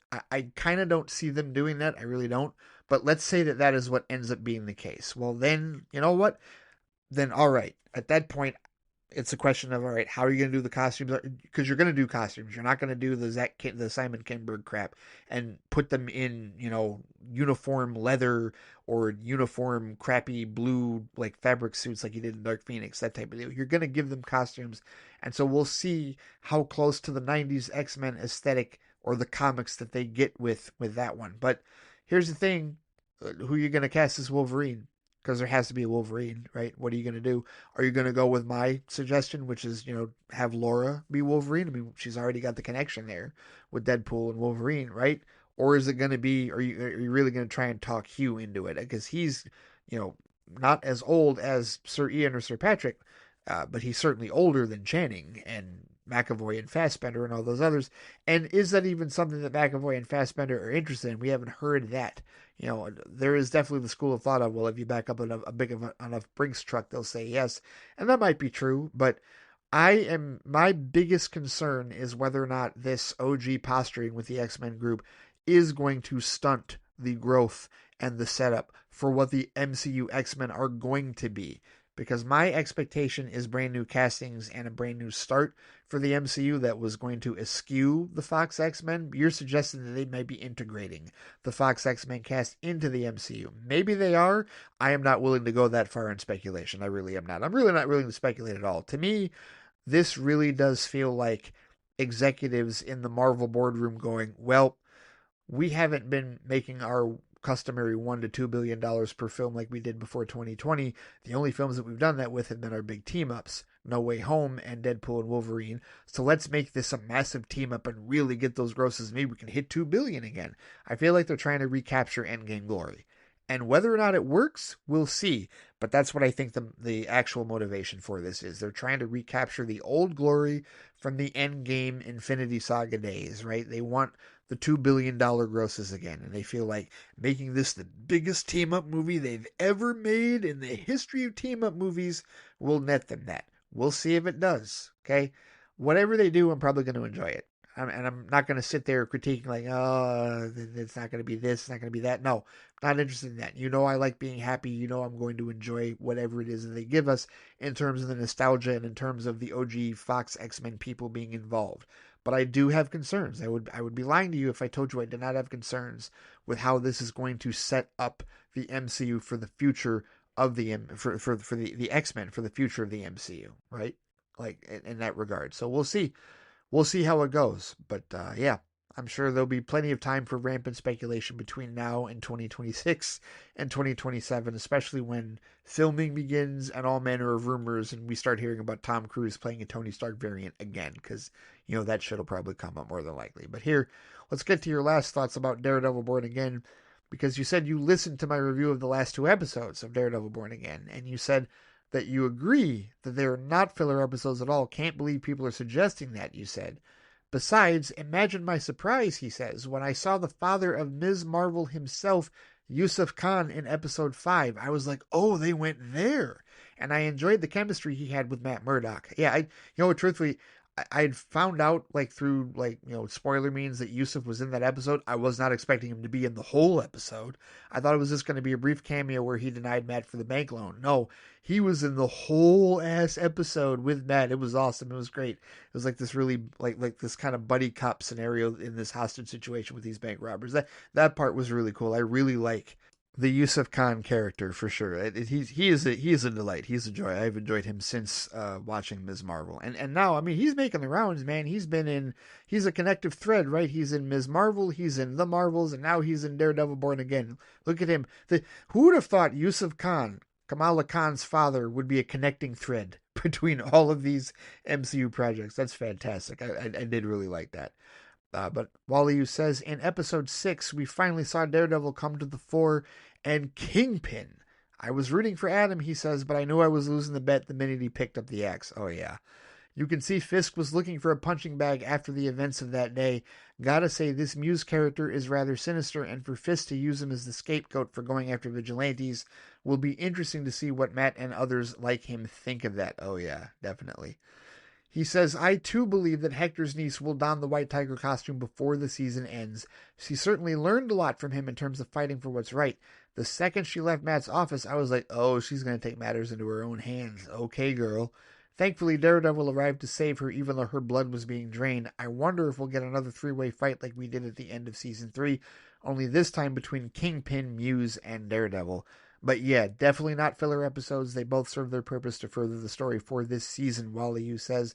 And this is where I leave you be, Ray. Have a good one. Thank you, Wally U Mustafa. Wally U, as always, thank you for the kind words. Thank you for the great feedback. I'm glad that you got caught up on the Flightbox episodes and are in agreement about how not filler these last two episodes were and how enjoyable the season has been and how we're looking forward to the last three episodes of this series in the next coming weeks to see exactly how this all plays out while we're in the middle of season 2 filming. And I will just go ahead and say this because Wally didn't bring this up, and this isn't something I normally talk about. I mean, I'll talk about it if somebody brings it up, but I made it a point to remind people on Threads and also on Blue Sky that I do not post set photos because set photos are spoilers. If they're not officially released by the studio, they're absolutely spoilers. But there's a pair of set photos going out there right now from Daredevil Born Again Season 2. And while I will not share them, and I will not, don't send them to me because that's a block.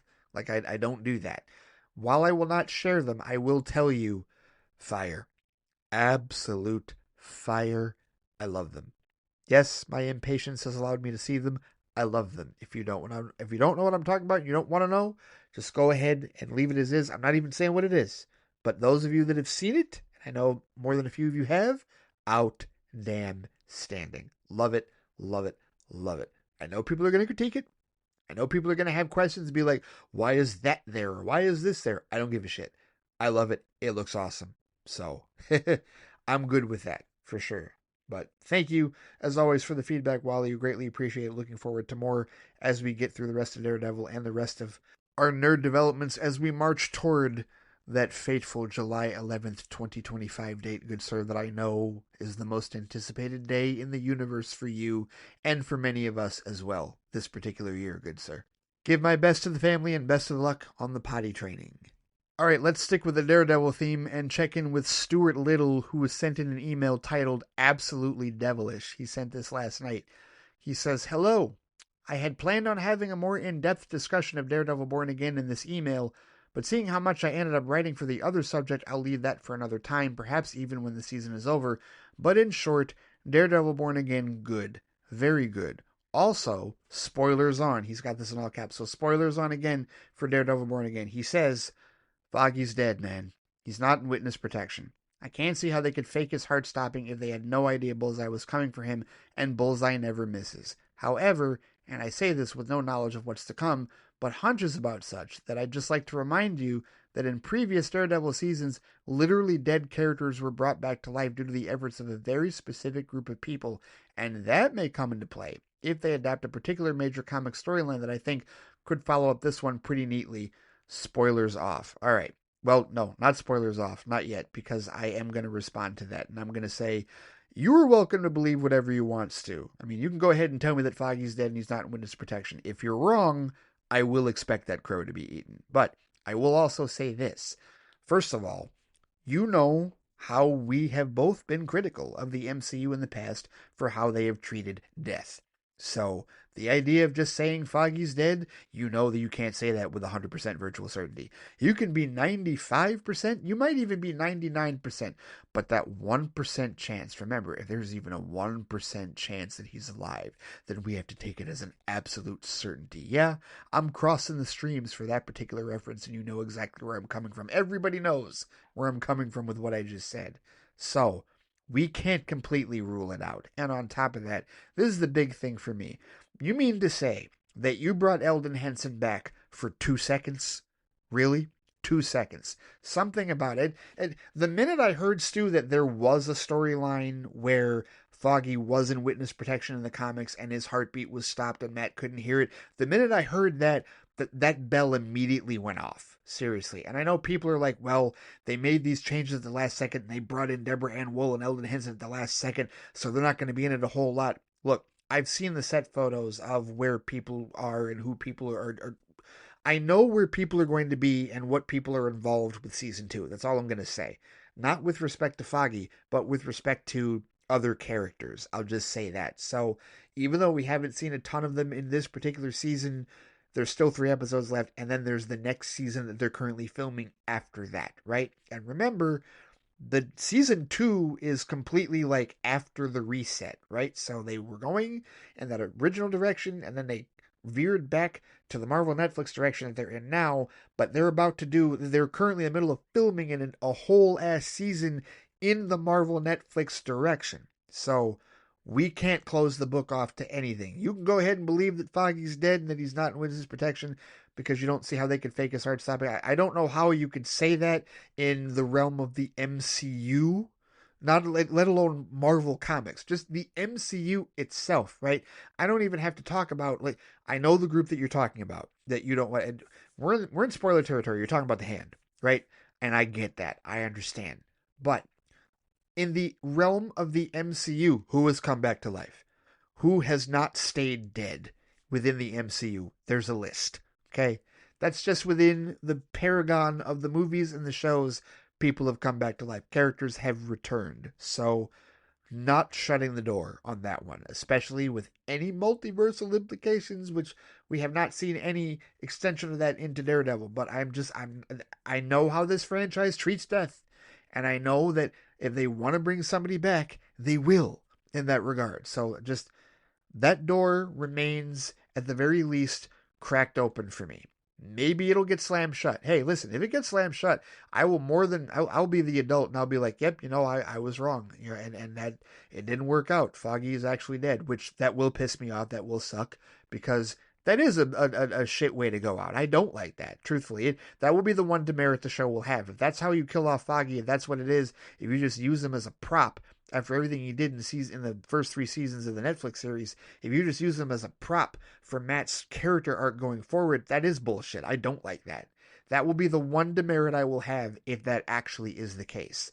They can salvage it and not have a demerit and be a damn near a perfect series if they bring his ass back. Subjectively speaking, in my opinion. I'm sure you'll disagree with me on that, but it is what it is. It's all subjective. That's why we have opinions. Anyway, now, spoilers off.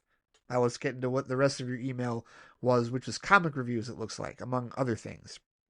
But you said primarily a group of them that you brought up in a previous email when they were announced. He says, though first I will also mention the Uncanny X-Men series currently being written by Gail Simone, which features the crowd-pleasing roster of Rogue, her husband Remy LeBeau, they call him the Gambit, Wolverine, Nightcrawler, Jubilee, and an assortment of new youngsters that the team are trying to protect and train in the aftermath of the end of the Krakoa era of the X-Books, which have put mutants way on the back foot once again and splintered into multiple groups who aren't all entirely in line with each other. Being from Simone, the book has good humor and pathos, he says, and is doing a great job of taking Rogue from being a powerhouse to an actual leader, both against anti-mutant threats and even when clashing with Cyclops and his own X-Men team. Yeah, there's so many X-Men comics I have not read. There's a lot of X-Men on the list that I need to read, because I don't know what X-Men I've even read at this point, to be honest with you. But Stu says the main stuff I wanted to talk about, though, was DC's Absolute line, which is now about 6 months into its first 3 titles, and as such, think could do with some assessment. As a reminder, he says, the basic premise of the Absolute line is it's an offshoot version of the DC Universe, which was a blank slate, but Darkseid, as part of an ongoing plotline in the regular continuity, has immersed himself into the fabric of its reality, influencing the world's history and nature to be darker and more desperate than we're used to, and its heroes stripped of advantages they traditionally have. The Trinity get the first 3 titles. I'll try not to spoil anything too majorly, but I will note a few notable differences that are examples of what makes this world stands out. First, there's Absolute Batman, writer Scott Snyder, penciler Nick Dragotta. He says the first book, and perhaps the one getting the most raves right now, gives us a Bruce Wayne who isn't rich or famous, but the son of a teacher and social worker who's built himself up piece by piece to become Batman after his origin has been changed from a mugging gone wrong to something far more modern and relevant, but still an indicator of how something has broken in society. This Bruce is gifted as an engineer and has leveraged that to make a multifunctional batsuit that has a lot of features to make him a threat. a cape that can turn into elastic hooks to yeet enemies, a giant bat emblem chest symbol that detaches to be the head of an axe, to name two. Oh, instead of a knife? All right. He's also the most physically imposing Bruce has been depicted as, and puts that to use with more brutal efficiency while still maintaining a no-kill code, though the line has been pushed further than ever before with some of the things he does, Stu says. He also says it helps that it's hard to have any sympathy for the first arc's villains, a ruthless group of sickos called the Party Animals, who are kind of like if the gangs from the Purge were operating any other day of the year, and under the orders of a really sadistic version of Black Mask. Other familiar characters pop up under new conditions, he says, with Bruce having a group of childhood friends by the names of Waylon Jones, Harvey Dent, Eddie, Ozzy, and Selena. Oh, okay. That's an interesting twist. Alfred's a special operative in Gotham on business when he encounters Bruce Batman for the first time. Jim Gordon is mayor, not commissioner. Barbara Gordon is a black police officer, and one character has something done with them I've always wanted to see in an Elseworlds title. Bruce may have come from a lower standard of living, but his drive and determination are still present, though has a bit of a working class edge to it, and like Scott Snyder did with a zero-year take on Bruce's origins in the New 52, he has a defiant, even punk-like resolve about what his mission is, with a very bold action he takes in issue 5, sending a message, despite perhaps going against common sense and pure logic. That boldness is resonating with a lot of readers, and the fact that this Batman is much more of an underdog and a more extreme version of Gotham hasn't stopped the book from being a blast, with seeing him fight evil and delivering some kick-ass and even funny moments, Stu says. You may have seen in the past couple of weeks one moment from issue 6 going viral on social media because of how unprecedented and hilarious it is both in and out of context. I have not seen that. Don't send it to me. I want to remain surprised. He says the book's art has been really top-notch, having a style that exaggerates the character features, particularly Bruce's size, and makes the villains look really monstrous too, while also having a dirty, brutalist but modern-feeling Gotham. Great stuff. Sounds fantastic. Truthfully, Absolute Batman sounds awesome. All right, so there's that. Now how about Absolute Superman? This is writer Jason Aaron, penciler Rafa Sandoval. Stu says the Man of Steel is pure Kryptonian, as he's not Clark Kent in this reality, but Kal-El, traveling the world incognito to help workers under the yoke of an oppressive multinational corporation, not LexCorp, who are enforced by an army of peacekeepers. A classic Superman villain seems to be at least part of this corporation structure, if not running it, with the traditional gimmick of this villain having a much more harrowing application from what's being hinted at with their brief appearance. Lois Lane is not a reporter either, he says, but her encountering Kal-El for the first time seems to be setting her on a similar path. Flashbacks to what happened to Krypton deal with familiar environmental themes and the willful ignorance of those in power, with Jor-El and Lara being proactive rebels against this system and what appears to be the beginning of Kryptonite being a more horrific threat than we're accustomed to. Kal's youthfulness in the present and his being a wanted man for what he's doing to battle the villains of the story reminds me of both the character's more socialist comic book origins and Man of Steel's take on his activities up to the Battle of Smallville. Speaking of which, Stu says next week's issue 6 will be fleshing out what his history is with the town, and judging from the cover and other hints in the series so far, it's not a cozy one. Also interesting is how unclear it is how powerful Kal-El is here, as his suit was designed by his parents to protect him and also be a companion to him with an AI that talks to him. He's got his own Jarvis? Or Friday? That's interesting. He may not be as traditionally strong as we're used to without it, Stu says. The art by Sandoval is the most conventional of the three titles, with vibrant colors and strong detail that doesn't stylize too much. It's very much big-time superhero comics feel, and with the ideas and action, it's perfectly suited to it. Okay. I'm hearing what I'm liking what I'm hearing so far with respect to this Absolute DC series. All right, this last one. Absolute Wonder Woman. Writer Kelly Thompson, penciler Hayden Sherman. Stu says Diana is the last Amazon, supposedly because as a baby, she's taken to Greek hell and raised by Circe, of all people, and trained in the magic arts, growing up around monsters as well as becoming a warrior. It's a dark fantasy take on Wonder Woman that is surprisingly not so dark for what the plot is on paper. Diana's personality is retained the most out of the Trinity, as her grit as a warrior is balanced with her usual compassion and humility, even as she knows the gods have wronged her and is acting in defiance of them as she shows up in man's world to fight a gigantic creature that threatens Gateway City. Steve Trevor's appearance and relationship with Diana is pretty in line with the traditional one, with Etta Candy getting a more modern makeover and Barbara Minerva already being introduced, though not the cheetah yet. Diana and Cersei's relationship is very well written, with them really being done as mother and daughter, and the mystery of what the Amazons did to elicit these events is a good hook to continue, and the use of mythology is done in a refreshing way, with issue 6 being kind of a breather issue where Diana is summoned by Hades and recounts how interactions with Prometheus and the monster, the Basilisk, helped her get some of her equipment. The art is really pretty, with clear depiction of the action, but has a style that has a bit of inspiration from what you might consider old world tapestries. Diana's features are definitely of a classical Greek nature, he says, and the colors are a bit pastel and range with some really strong reds for Diana's costume, her lasso, and, well, hell, obviously. Stu says, overall, I think all 3 books are winners, and they do more than just be grim and extreme. They do something new with each character, and I also feel pretty modern with it. But wait, there's more, he says, as this month sees the second wave of Absolute titles beginning. Absolute Green Lantern, what's said to be more of a horror take, starring Joe Mullane as the main lead. Really? Joe Mullane from Far Sector is the main lead? Ho, okay. Uh, with Hal, John and other Lantern characters going to be part of it in some capacity. Isn't out till next week, he says, but we do have 2 other titles.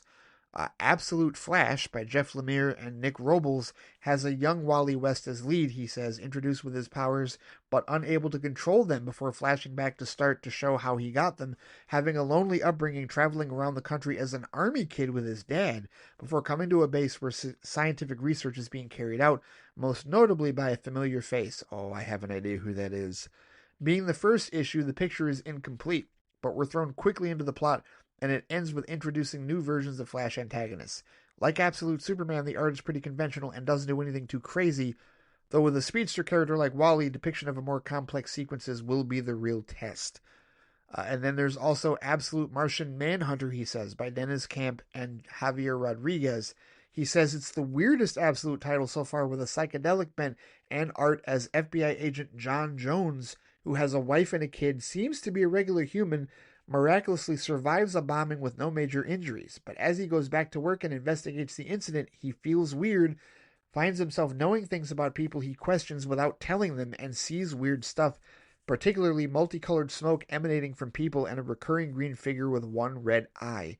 By the end of the issue, the gist of what's going on is maybe starting to form, but this is clearly not going to be a conventionally told story. I mean, the phrase Martian mind bleeper is used at one point. Wow. All right, pretty raw. So again, Stu says it seems like variety and creative freedom is in play with this line a good deal, and as I've read it, my imagination has certainly been fired up wondering how other DC titles and concepts will be adapted, Supergirl being one, he says. I look forward to seeing where they go, and also recommend at least the Trinity titles as a good jumping on points for people not up on main DC continuity, as these are all still fairly self-contained takes for now. Take care, Stu. Well, Stu, thank you for the comprehensive breakdown of these Absolute DC books. I will tell you that as I was reading your descriptions, my thought immediately went to my DC Universe Infinite subscription. And I don't know, I forget how that all works. I got to go look at the tiers and everything again, because I don't know how that works with current books, right? Is this a case where I'm going to be able to read them digitally, or am I going to have to get whatever digital app there is for current comics these days, or am I going to have to find my, LCS and buy them physically? I don't know. I will find that out because I am intrigued by this, but it also reminds me of the long list of comics that I absolutely need to read, and I'm way back in the Rebirth era, man. The Rebirth era is when I started reading, and that was 9 years ago. So there's a lot of books in that era that I want to finish, a lot of runs that I didn't get to finish, a lot of stuff that I really liked. And then there's all the classic stuff that a lot of you have read that I still haven't read. And that's just on the DC side.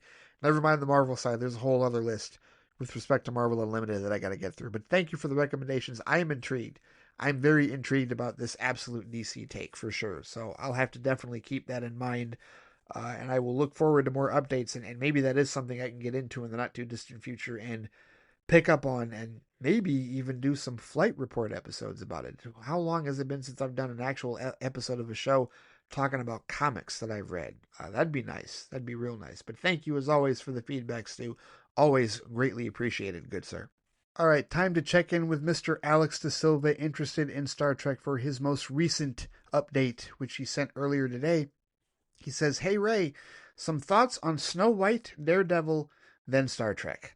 He says, "I thought Snow White was going to be terrible based off what people were saying about it, but this was yet another case of overblown hate." Of course it was, not surprised. "The movie was fine," he said, "with updated elements for modern audiences. People hate on these Disney remakes a bit too much, in my opinion. There's nothing wrong with preferring the original animated movies, but to act like the remakes are abominations that should be killed with fire is a little much." Yes, I completely agree. He said, "Also, quick correction, Snow White wasn't ever supposed to be in Maleficent. You're thinking of Aurora from Sleeping Beauty." Yes, I was. Wally already pointed that out, because the evil queens are easy to confuse, as far as I'm concerned, in that regard. And I've never been a big fan of either Snow White or Sleeping Beauty, so yeah, of course I'm going to, like, confuse those. Cinderella, on the other hand, we all know the story for that, but either way, I digress. He says, "What did you think about Ben Affleck's comments about Batman? Apparently, he said something along the lines of his son being too scared to watch that version of Batman, and Affleck thought that that was a problem. I think that he's allowed to feel however he feels with respect to it. I can't say that his perspective on it isn't colored by what happened, because it has to be, right? There's no way that, how all that went down doesn't affect your perception, right? Because that stuff affected him, and he's already got his own personal demons and issues that he's been fighting his whole life, and in his career and whatnot. So that was just an overall not great situation for him in general, the way that it all turned out. So yeah, it would not surprise me one bit if all that colored his opinion on this. But as far as it being, too scary for a kid to watch, I mean, that depends on the kid, and that depends on the relationship. Look, my dad took me to see Die Hard with a Vengeance when it came out, and I was 11 or 12, right? But that was a case where, as I said before, the two rules that I had to follow in order to watch R-rated movies was to, one, understand that all the violence I was seeing was completely fake and nobody was actually getting blown away or dying or anything like that, and two, under no circumstances was I allowed to repeat any of the language that I heard when I watched those movies. As long as I followed those two rules, I was considered responsible enough, even as a kid, to be able to watch the Die Hard movies or Lethal Weapon or Terminator or anything like that, right? And I watched. Dad had all those movies. He still has the VHS copies of all those movies, right? And like, he's a massive reason why I'm into those types of action films. And like, he trusted me to be able to watch them. I mean, did he watch most of them with me? Yes, of course he did, because he had them and he introduced me to them. So it just depends on the father-son relationship, or really the parental, because mom also is involved as well. My mother isn't like necessarily. I mean, she's seen these movies, but there's other R-rated movies she'll favor, like Coming to America and stuff like that. But either way, right? It really just depends on the parent-child relationship. He can feel however he wants. I'm not going to crush him for it. And at this point in time, anybody that wants to get bent out of shape either way about it, because I'm sure there are people that are like, "See, even Affleck is saying his Batman was wrong. Snyder doesn't understand shit." I'm sure there are people that, don't have lives that are saying that. And then on the other end of it, there are people saying, "Ben Affleck is a traitor. I can't believe he would say that and besmirch Snyder. He's dead to me now." Those people need mental help. Really, both sides of the cults need mental help, right? The Snyder and the anti-Snyder cult, as I've mentioned, they both need, like, serious psychological treatment at this point in time. So yeah, they're probably going at it on X/Twitter or wherever else on social media. I don't give a shit. I don't want any part of it. Affleck is allowed to say whatever he says. I think it's conditional upon the parent-child relationship. You know what your child can handle. You know what you're helping your child handle and what you're not helping your child handle. And that is entirely up to you. There is no right or wrong answer with respect to that. But it's purely on the parent and the child. It really has nothing to do. It's not a blanket reasoning, right? So if Ben Affleck's kids are too scared to watch that Batman, doesn't mean somebody else's kids are too scared, right? There were kids in the theater when I saw BVS 9 years ago. There were. They seemed fine. That I didn't hear any screaming. I didn't hear any crying. I didn't hear anybody go, "Why is Batman blowing people away with a machine gun?" I didn't hear any of that shit. So, you know what? It's all subjective. As with anything, as far as opinions are concerned, it is all subjective. Anyway, Alex says, "This week we got 2 new episodes of Daredevil. I wonder why they did that, since it's not like episode 5 directly bleeds into episode 6, no pun intended. I'll tell you why. Alex, it's because Andor season 2 premieres on April 22nd, right? So you got 9 episodes of Daredevil Born Again. You already put the first 2 episodes out in that first week, and you've been releasing one a week. But here's the problem: you got to be done by April 15th. The 9th episode of season 1 of Daredevil Born Again must release on April 15th, because a week later, season 2 of Andor premieres. You've only got 3 weeks left. You do not have an extra week. And the last thing that Disney Plus is going to do before anybody suggests this is, no, you're not going to put Daredevil Born Again season finale on the same day on the app as Andor season 2 premiere. You're not going to do that. And don't tell me there isn't that much of an overlap. Yes, there is. Yes, there is. And it's stupid, because if you're trying to bring general audience goers into it, why would you have them like make a decision, which one are we going to watch? No, you're going to give them time to watch both. You want them to watch Daredevil Born Again season 1 finale and Andor season 2 premiere. So they got to finish it by April 15th. They got to speed it up. So, no, it's not that one bled into the other, but this was an opportunity for them to give us 2 episodes at once to get them on track so they can be done by the 15th. So that on the 22nd, Andor season 2 can premiere, because it's on the same day and probably the same time episodes are going to release. Which, yes, I've already said, Flightbox episodes for Andor season 2 will happen right after Daredevil Born Again is over. So Flightbox is going to be going for the next couple of months here. Every week, every Wednesday, we're going to have episodes breaking down, right now Daredevil Born Again, and after that, Andor season 2. So get ready, because we're going to talk about it, and the spoiler-free conversation will be hot in this particular show, Friday Flight. So, moving on. He says, I really enjoyed episode 5. The bank trope was really well done, and the inclusion of Yusuf Khan was surprisingly effective. I now really want to see Matt Murdock having dinner with Kamala and her family, which is not something I'd ever thought I'd want since they're such different characters. Yeah, I'm with you on that. If you had told me beforehand that Yusuf Khan would be this amazing, like chemistry, pairing with Matt Murdock in that type of a setting with a bank robbery, like any setting, I would have never thought to have paired them. And yet it worked really well. Right? Seriously, the chemistry between Charlie Cox and Mohammed Kapoor, it worked really well. I really enjoyed it. I'm with you on that one. And the more I think about it, the more I really enjoyed that episode. That was really good. And yeah, I kind of want to see that now. I want to see Matt and Kamala having dinner. I want to see Daredevil meeting up with Ms. Marvel. Right? Seriously, Jersey City and Hell's Kitchen. Why the hell not? That'd be fantastic. I like that idea. I really do. He says episode 6 ended with Matt defeating Muse. I'm interested in seeing how this develops and whether Muse is going to be a character we recognize, but I think it's more likely to be a brand new character. Yes, I agree with you on that, Alex. Also, he says Angela is totally being set up as the future White Tiger, right? Oh, yes. I think that's pretty much telegraphed. Doesn't she do that in the comics? Someone, Jared or somebody, maybe Jared will say it in his upcoming emails that we're going to get to here in a little bit. But yeah, I imagine she's done that in the comics as well. So yeah, that is happening. They're totally hinting at that, no doubt. But he said, this time around for the next generation, I watched The Enemy. All right, Amr talked a little bit about this earlier. So let's see what Alex has to say about The Enemy. He says, this episode was just like that one from Star Wars Rebels, where Callus and Zeb were stuck together on the icy planet. Or maybe it'd be more accurate to say that episode of Rebels was just like this one, since TNG came first. Yes, and yes, you're absolutely right. It is the very, very same dynamic, and kind of had a similar ending in that regard. I mean, maybe not long term with respect to what happened with Callus and Zeb and the rest of Rebels, but certainly in the short term, the way that things ended out. He said, I was surprised Worf stuck to his guns about not saving the Romulan. I thought there'd be a cozy, easy way out ending where Worf changes his mind. He says, I appreciated that Picard and company had to lie to get the Romulans to get out of the situation, though. It wasn't quite black and white. This is exactly the type of writing I like and want more of. Get ready for more of it. Seriously, get ready for more of it. I hope you didn't hear too much of what Amr had to say in his email, because there was a few spoilers, not a ton, but a few spoilers with respect to episodes that you haven't gotten to yet. But yeah, get ready for more writing like this.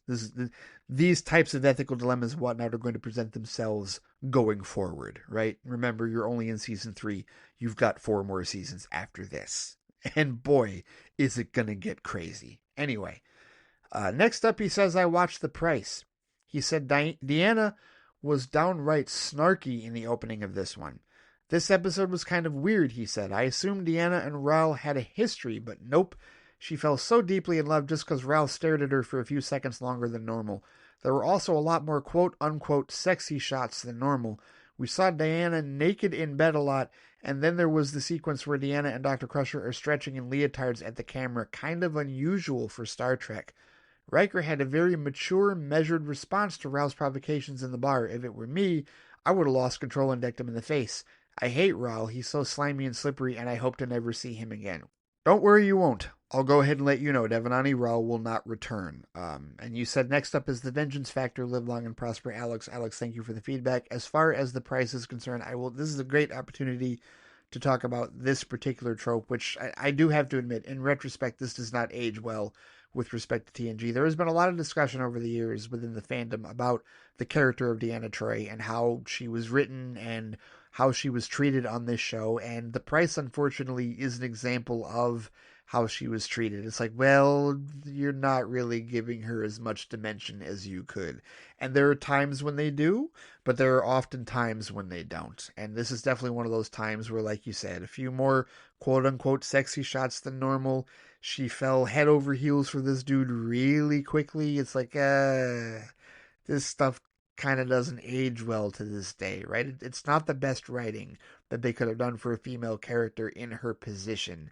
And we certainly see female characters, in future Star Trek series, most notably Deep Space Nine, and certainly going into, Voyager, Discovery, and, Lower Decks, even, the stuff that we see now, where female characters are written with much more dimension and much stronger than even Deanna Troi was back in this show. But yeah, not a great look. Not one of the better episodes. It is a weird episode. It is a weird episode. But funny enough, there is something that happens in this episode that actually goes all the way forward to Star Trek Voyager, and that is as much as I will say.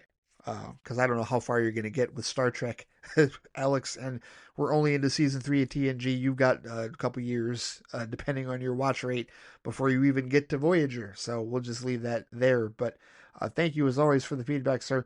I am curious about your thoughts on the Vengeance Factor, because that's another one of those that may seem weird, but it's different, and I like it. I think it is one of my more favorite episodes of season 3, but I'm curious to see what you think about it. And I don't know if Amr has seen it either, but Amr, if you have any thoughts on the Vengeance Factor, if you've seen it, I don't know if you have or not.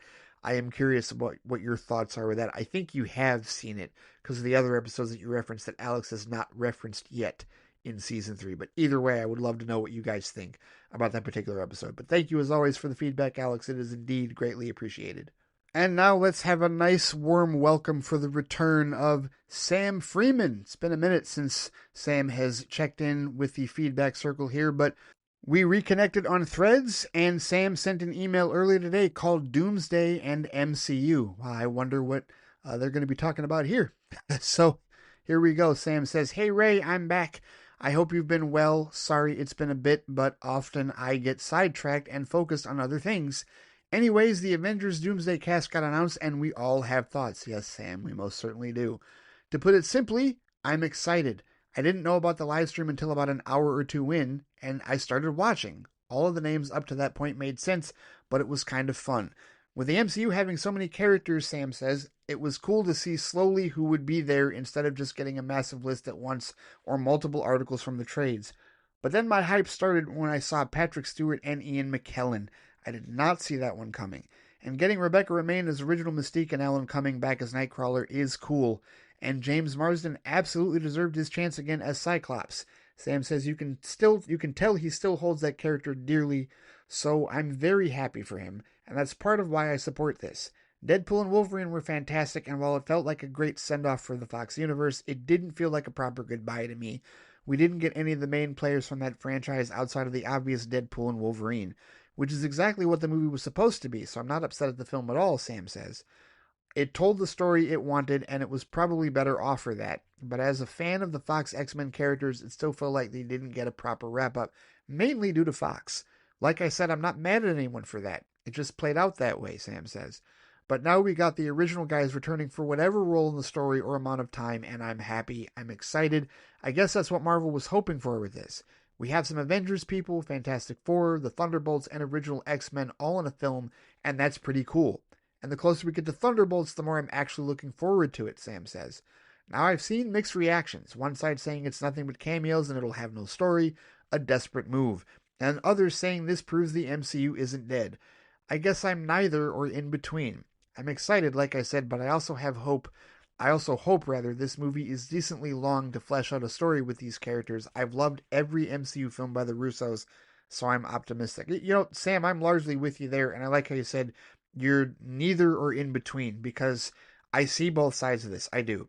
I see the people that are saying that it's nothing but cameos and it'll have no story and it's a desperate move. I do see that. I felt the desperation personally. I even said this when RDJ was announced as Doctor Doom. I felt the desperation then. I'm like, there's a part of me that thinks that this is them trying to recapture the old glory and get the old grosses back up, right?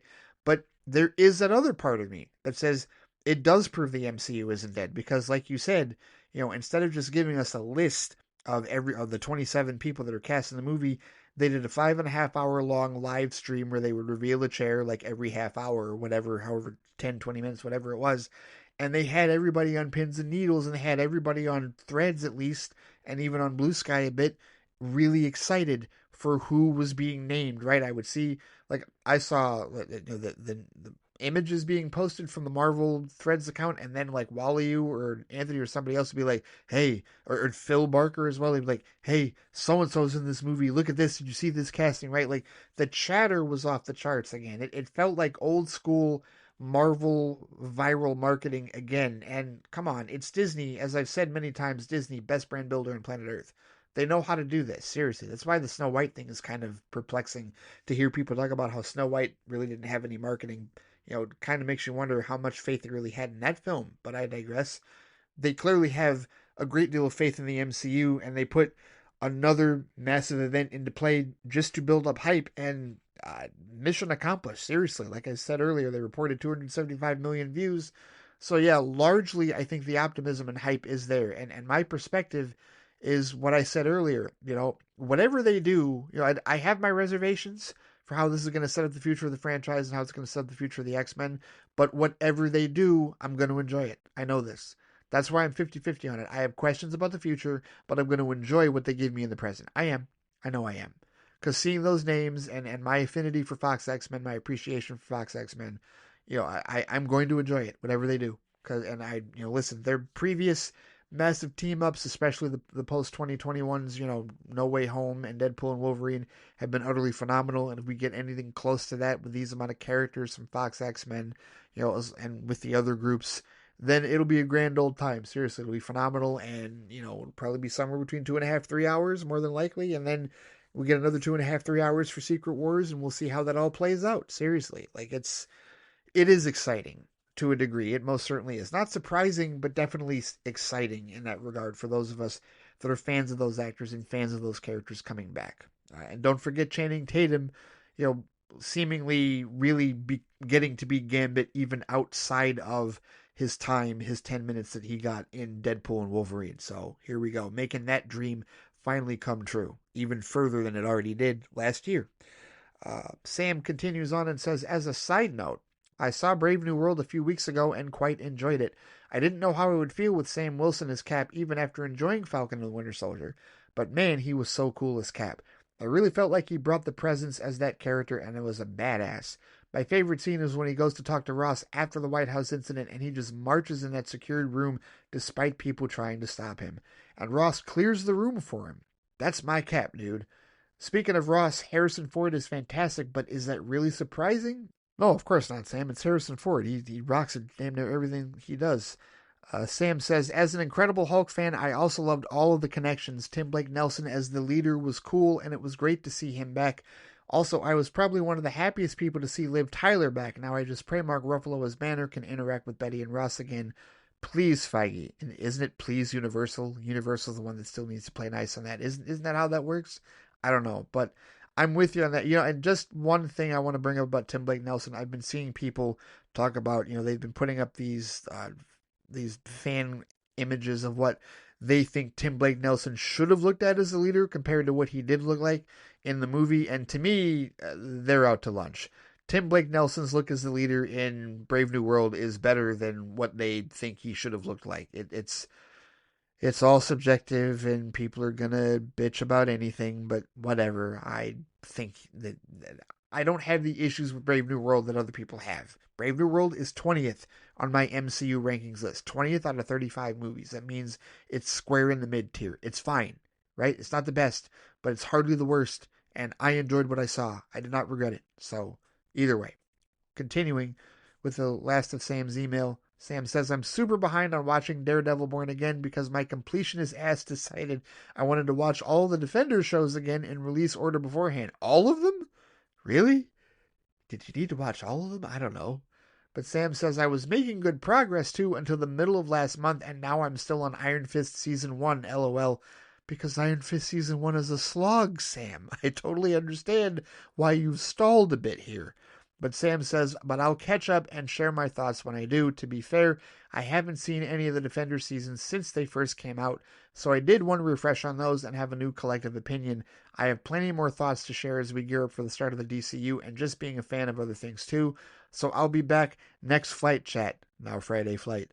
Again, man, thank you for the content and just being a safe space for fans like me. Have a good one. Sam, you're always welcome here. Thank you for rejoining the feedback circle. And yes, we have plenty of discussion coming up with respect to the start of the DCU and certainly with Daredevil Born Again. When you are caught up, you are welcome to listen to the Flightbox episodes. Those will be my full thoughts every week with respect to Daredevil Born Again. And then we can have a bigger discussion about it here, if you will, on Friday Flight. And you can join the spoiler discussions that we've already been having for those of us that are staying up on it week to week in that regard. But thank you, as always, Sam. Greatly appreciate the feedback. Looking forward to more. And just to reiterate, Sam, this place will always be a safe space for you and other fans like you, no doubt about it. All right, let's close it out with a pair of emails from Jared Cardos, the first one titled Game Talk and Marvel Talk. He says, Hey Ray, hope you're doing well. Thank you, sir. First, since you talked about it in the flight chat, wanting to have some more video game talk, I thought I would mention some recently announced games that are bringing back old franchises you might be familiar with. He says, first is Tony Hawk's Pro Skater 3 and 4. Oh, all right. Or 3 plus 4. He says, of course, there was recently a 1 plus 2 that came out, heavily remastering the first two games in the series, but then the developers who Activision owned were dissolved shortly after to work in the Call of Duty mines shortly before being bought by Microsoft. The Call of Duty mines, that's funny. And I thought that was the last thing we were ever going to get of the franchise. But then this showed up out of the blue. I don't know about you, but I played the hell out of the games when I was growing up, especially 2 and 3, and it's cool to see them again with modern graphics and some quality of life changes. Never played them, Jared. Never got into Tony Hawk, but I know it was a big thing, for sure, way back when. So I'm sure plenty of Tony Hawk disciples and fans will be extremely excited about this one. Then he says, second is Silent Hill F. I don't know if there's a different way to pronounce it, he says, which is the first official new game in the long-dormant Silent Hill franchise after the questionable interactive streaming series Silent Hill Ascension and the exceptionally well-done remake of the beloved Silent Hill 2, and it looks like they're doing something a little different by instead setting it in a rural Japanese town in the 1960s. Lately, you've talked about liking a certain kind of horror and psychological horror, and I would say that the Silent Hill franchise, especially the first 3 to 4 games in the franchise, are the kings of psychological horror, not just in games, but in fiction in general. Yeah, that's why I haven't played them, Jared, because there's a difference between watching a horror film where you're seeing things happen to other people that are not you, and another thing entirely with playing an interactive game where even though it's not physically you, it may as well be you mentally and psychologically because you're controlling the character and you're walking into the dark room and, the big Pyramid Head or whoever it is might come after you. Is that Silent Hill or is that Resident Evil? I don't know. I get those mixed up. But either way, that's why I haven't played either of those games because I'll probably shit my pants. And that stuff being interactive scary is like, yeah, no, that shit's actually scary. But maybe one of these days I might actually give it a try because, what you just described here, a rural Japanese town set in the 1960s, that does sound intriguing, especially for horror content. I'm thinking like Ringu and stuff like that. So, intriguing. All right. Thank you for the video game update. Yes, I did say that I wanted more video game talk because I miss video games and I welcome it. So any that you have to present and give to us, updates or whatnot, I am totally all for that. Thank you, good sir. But let's get to the rest of your email. You said, on to Flightcast 198 and the thoughts about how the MCU is going and fans' reaction to it. Yes, we've come full circle with the MCU, episode 198. He says, I think a lot of the consternation about it, other than the usual stuff fanboys do around superhero movies, is about the pacing that they've done with the multiverse saga. And I think there's a bit of damned if you do, damned if you don't problem with how Marvel Studios has gone about it. People have complained about the MCU after the Infinity Saga feeling aimless and not having the same draw, which makes me wonder if maybe there should have been some event movie somewhere between, like a Young Avengers or bringing in Thunderbolts that established Kang earlier on, or maybe that would have helped? Perhaps. But he says, then again, any sooner and it might feel like it was too soon. People could see that and just assume that they're trying to copy what they did before, which I think is technically what some of these fans want, but they don't want it to look so obvious as that. It also probably wouldn't have helped with other things that would later happen, like Jonathan Majors and having to change antagonists. By the way, I looked up what you were talking about with what's going on with him, and yeesh. But ultimately, it's just a thought exercise. I think what's more important is how they keep going in the present and the future. Yes, I completely agree, Jared. And yeah, to add to the yeesh, Jonathan Majors is married now. Yep, he and Megan Good went ahead and got married, so double yeesh. Say a prayer for her, huh? How about that? Just saying. As for episode 4 of Born Again, Jared says it was definitely a slower, more character/world focused episode, but it definitely works. After watching this, I can definitely see why they reworked the first couple of episodes, because while I think this episode works overall, it would have probably been a harder sell had they stuck to the original plan of not having that initial Daredevil sequence. Going this far without our titular character having much of any fight, let alone without the costume, would have been a big ask. Anyway, it was interesting to see Matt deal with all the problems with the legal system. I also thought there was going to be more going on with the caramel corn guy, sort of like Coolio's character in the Daredevil director's cut, where he would have turned out to have been exonerated. But in the end, he did the crime, but the system around him is far more guilty. A surprisingly frank and political take for the big multi-billion-dollar franchise, even from a small corner. But I like that though, and I mentioned that in Flightbox. Jared, I like that turn because I was expecting exactly what you just said, that he would have been turned out to be exonerated, and when it was clear that he wasn't sounding innocent, he was sounding guilty, and when it was clear that he was guilty, but he did it because the system screwed him over, it's like, okay, this went in a different direction, but it's arguably a bolder, more relevant direction for them to have gone in with that particular character. So no, I really did like that. He says also the episode was surprisingly funny, from Matt's negotiating for his client's amount of days in jail in the court, to the shenanigans going around Fisk and the political crap he now has to deal with.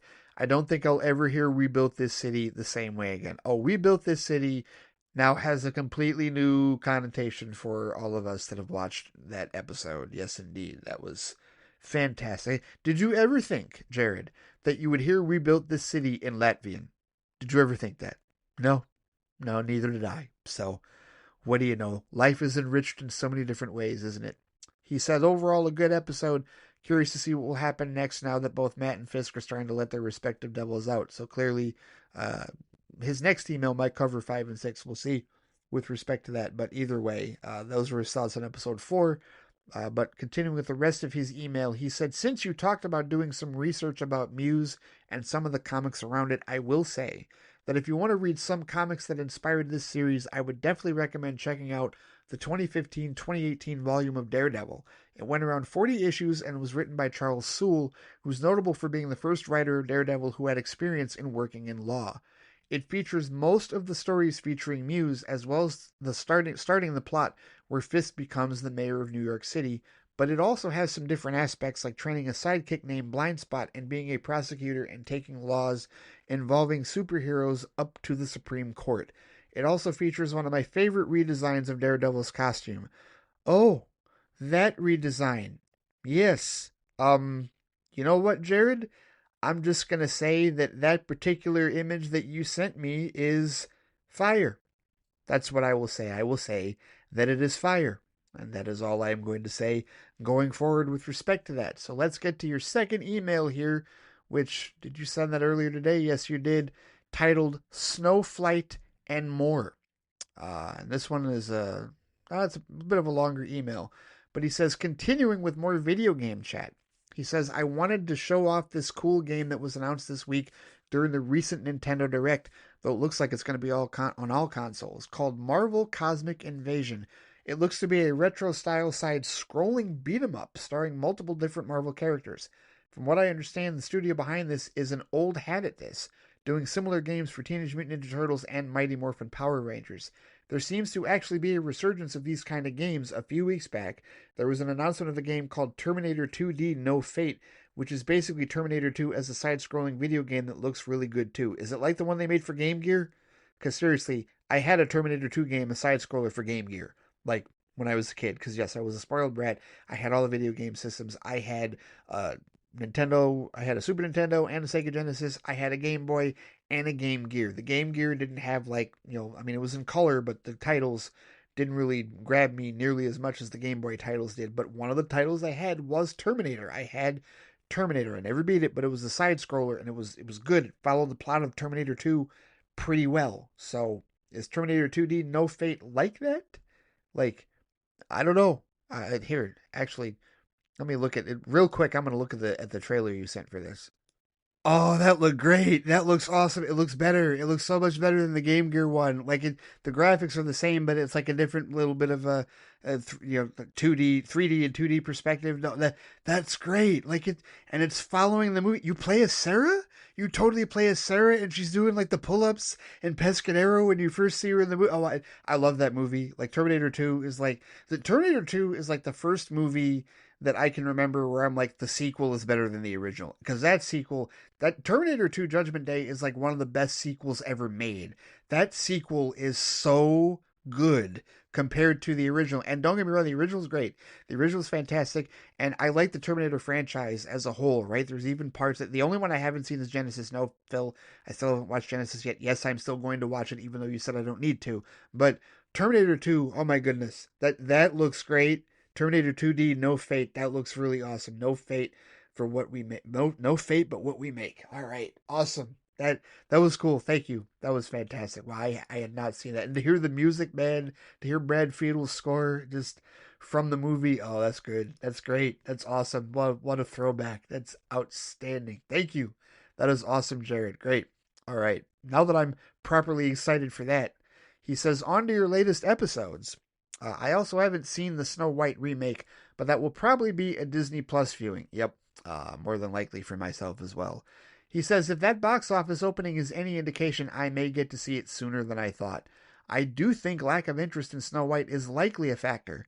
I believe Disney has already gotten into all the truly successful Disney animated projects, though the upcoming Lilo and Stitch movie could work, and I fear they soon might have to find another way to exploit and repurpose their old properties. Not like they won't find a way, because they're Disney. They most certainly will. But he says, it's funny, all this talk about Snow White made me decide to rewatch the original for the first time in decades, probably. And I will say that as a work of animation, I don't know how much of it was the 4K upscaling on Disney Plus, but the animation still holds up well today. It kind of reminded me a bit of rotoscope animation, like A Scanner Darkly. As far as the story, in a lot of ways, it feels like an hour-plus version of the Disney Silly Symphony shorts, for good and for ill. Not a lot of story, obscured by visual gags, but what's there is performed well. It feels more like a proof of concept for what animated films could be, and I think it's largely successful at it. Yeah, fair enough. And I don't think I've seen that original Snow White animated, so I might have to check that out as well one of these days. But fair enough. It's on Disney Plus, obviously. 4K upscaled, he says. But he says, as for the scoops around Batman, to start, didn't they already announce that the next movie was going to be called The Batman Part 2, or was I imagining it? Yeah, I got that wrong. They changed it to Untitled Batman Sequel. I guess that's the big change that they were, like, freaking out over. But he says, and yeah, I doubt that Warner Brothers Spain or whoever it was has some secret source to suggest what's going on with that movie. If I were to guess, someone over at that site probably looked at it and thought, it's a superhero movie, they're all sci-fi fantasy movies, and put it under that tag. Definitely a lot of nothing. Yes, even with it being Untitled Batman Sequel, it is still a lot of nothing story, as far as I'm concerned. As for this rumor about Feige watching the Russos closely after the Electric State, Jared says, isn't that kind of his job as the chief executive? And wasn't he known in the past for having a hands-on approach even with his successful films in the past? Did we forget about James Gunn talking about having Feige involved in stuff like editing the Guardians of the Galaxy films? Ultimately, both of these bits of news feel like scoopers trying desperately to find some news story to drum up clicks in what's been kind of an uneventful week, likely mostly due to all the big news being held off for CinemaCon. Yeah, pretty much it was slow news pickings, and they wanted to throw some stuff out there to strike up discussion and get attention, which is what Scooper Madness does all the damn time, whether it's slow or not. So, yeah, whole lot of nothing as far as that goes. He says, now for the next episode of Daredevil Born Again, or should I say episodes. He says, I was surprised, but considering that episode 5 was a bit of a bottle episode, and Disney probably doesn't want any overlap between Daredevil and Andor, it makes some sense. Especially since I'm pretty sure there was some loss in viewership for both Obi-Wan and Ms. Marvel when they were airing both of those on the same day. Yeah, I think they're learning from that lesson, no doubt. He says also, while I wouldn't call episode 5 filler at all, since like you said, the whole bank robbery is part of the Fisk and Vanessa's arc about the criminals trying to get the money for them, but I think you could call it a bottle episode, so I could see them deciding to chase the cheaper episode with one of their more flashier episodes. I've seen people call it a bottle episode as well. I still think it serves Matt's psyche, because like I said in Flight Box, he's 50-50. He was still 50. The devil was coming out, right? In that episode, he's 50% Matt Murdock, mild-mannered lawyer with, great legalese, and 50% devil of Hell's Kitchen when he's dispatching the bank robbers, like, in the annals of that bank, like, down in the basement and everything. So I feel like he was still moving towards what happened in episode 6, which is what we'll get to here shortly. Because Jared says, anyway, I did really enjoy episode 5. If you asked me what character from another show would show up on this show, I would have never guessed Kamala Khan's dad.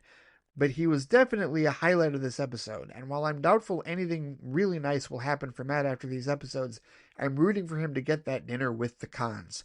Also, part of me wonders if it should have come out last week, since it would have come out a day or two after St. Patrick's Day, a holiday we surprisingly don't see a lot in film or television that I can recall. Yeah, I'd thought about that. I was like, wow, this episode was kind of a week too late, wasn't it? But the thing is, it would have been, I mean, like they would have had to have paired it. They would have had to have paired episode 4 with another one. Like, so maybe, but here's the problem. The thing is, if you do episodes like 3 and 4 in the same week, well, then people get this idea that, oh, we're going to get 2 episodes a week. And then, yeah, that's not a precedent that you wanted to set. So they had to do at least one more episode, like 2 more episodes solo, like in separate weeks before doing another duo, like you said, to clear space for when Andor premieres. But yeah, it would have been awesome if that St. Patty's Day episode came out on the 18th, right after St. Patty's Day. St. Patty's Day was on a Monday this year, sadly, in that regard. But either way, yeah, you're right. It is a holiday we surprisingly do not see a lot in film or television, other than the example I brought up of The Fugitive when I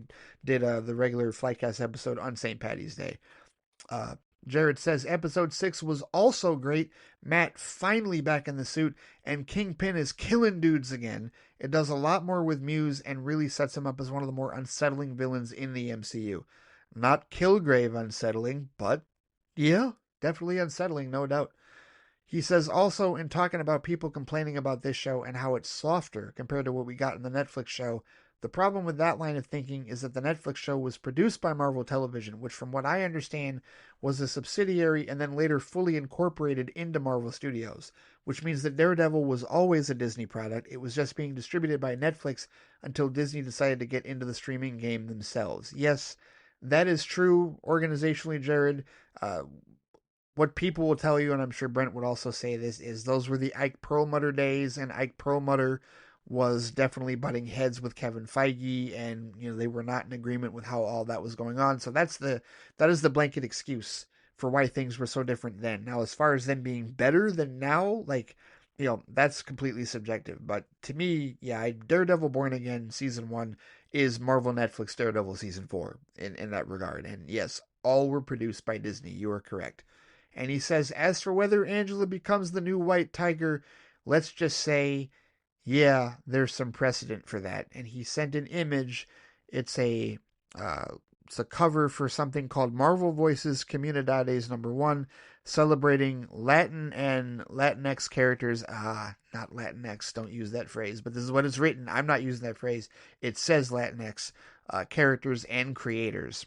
I've been told by Latinos, including Dave, the film junkie, don't use Latinx because that is not a phrase. That's not a word that they use. It's Latino and Latina are just fine. But either way, yep, there's Angela. as the White Tiger. Gotcha. Totally understand. All right. Thank you for that, Jared. I know I could count on you for the lore, for the lore information on that.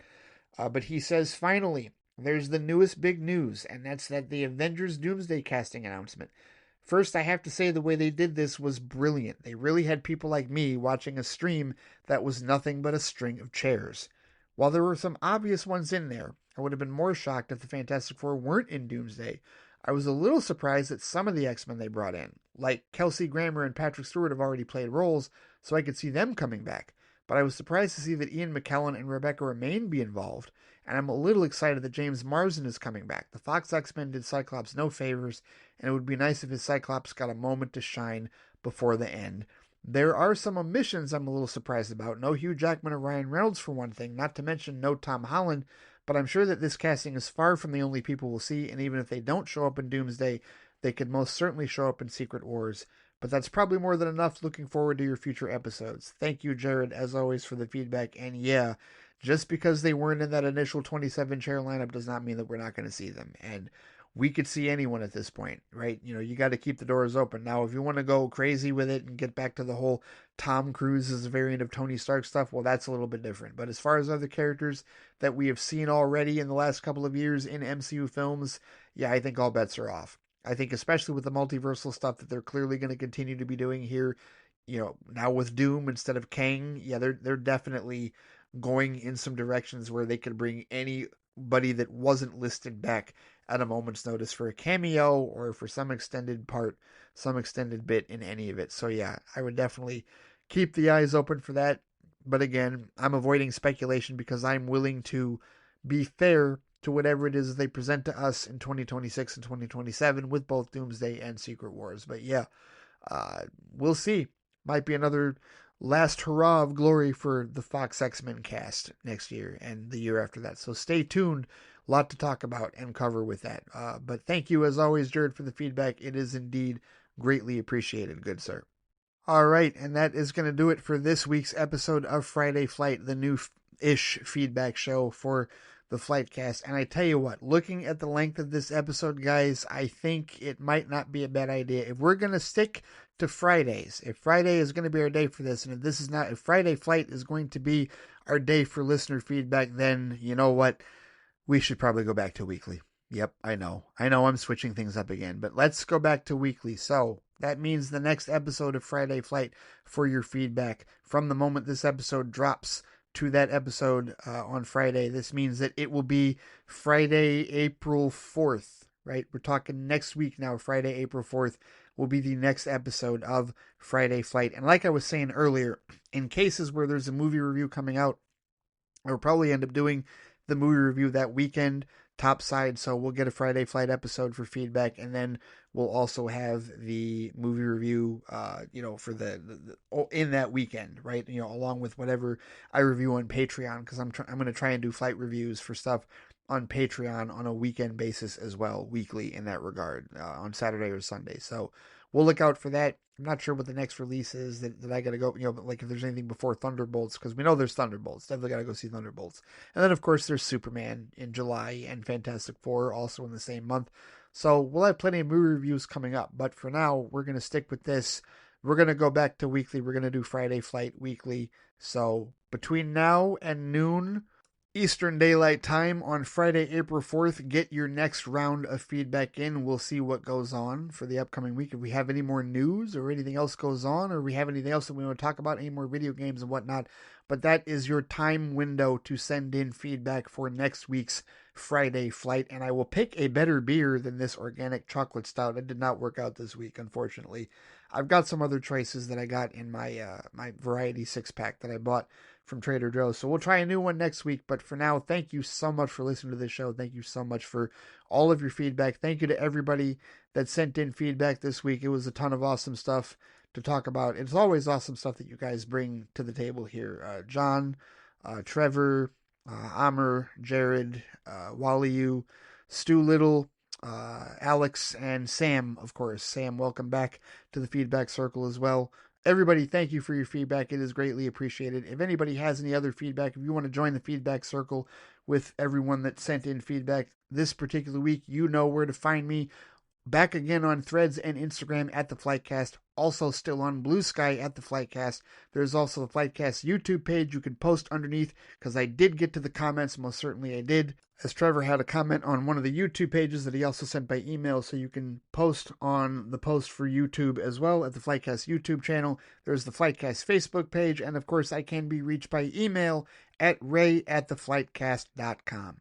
And don't forget, this weekend for Patreon subscribers, for flight officers, there is a review coming, a flight review coming this weekend for an unknown Christopher Nolan movie that I have not seen. There are 2 Christopher Nolan movies that I have not watched, 2 Christopher Nolan feature films that I have not watched. I am going to watch and review one of them for flight review on Patreon this weekend. Prepare for weekly flight reviews on Patreon. That's what's upcoming. You can guess which Christopher Nolan movie I haven't seen. I can only tell you that it's not the Dark Knight movies. I've seen those. I'm not reviewing any of those. I've seen those. And I'll also tell you that I've seen Oppenheimer.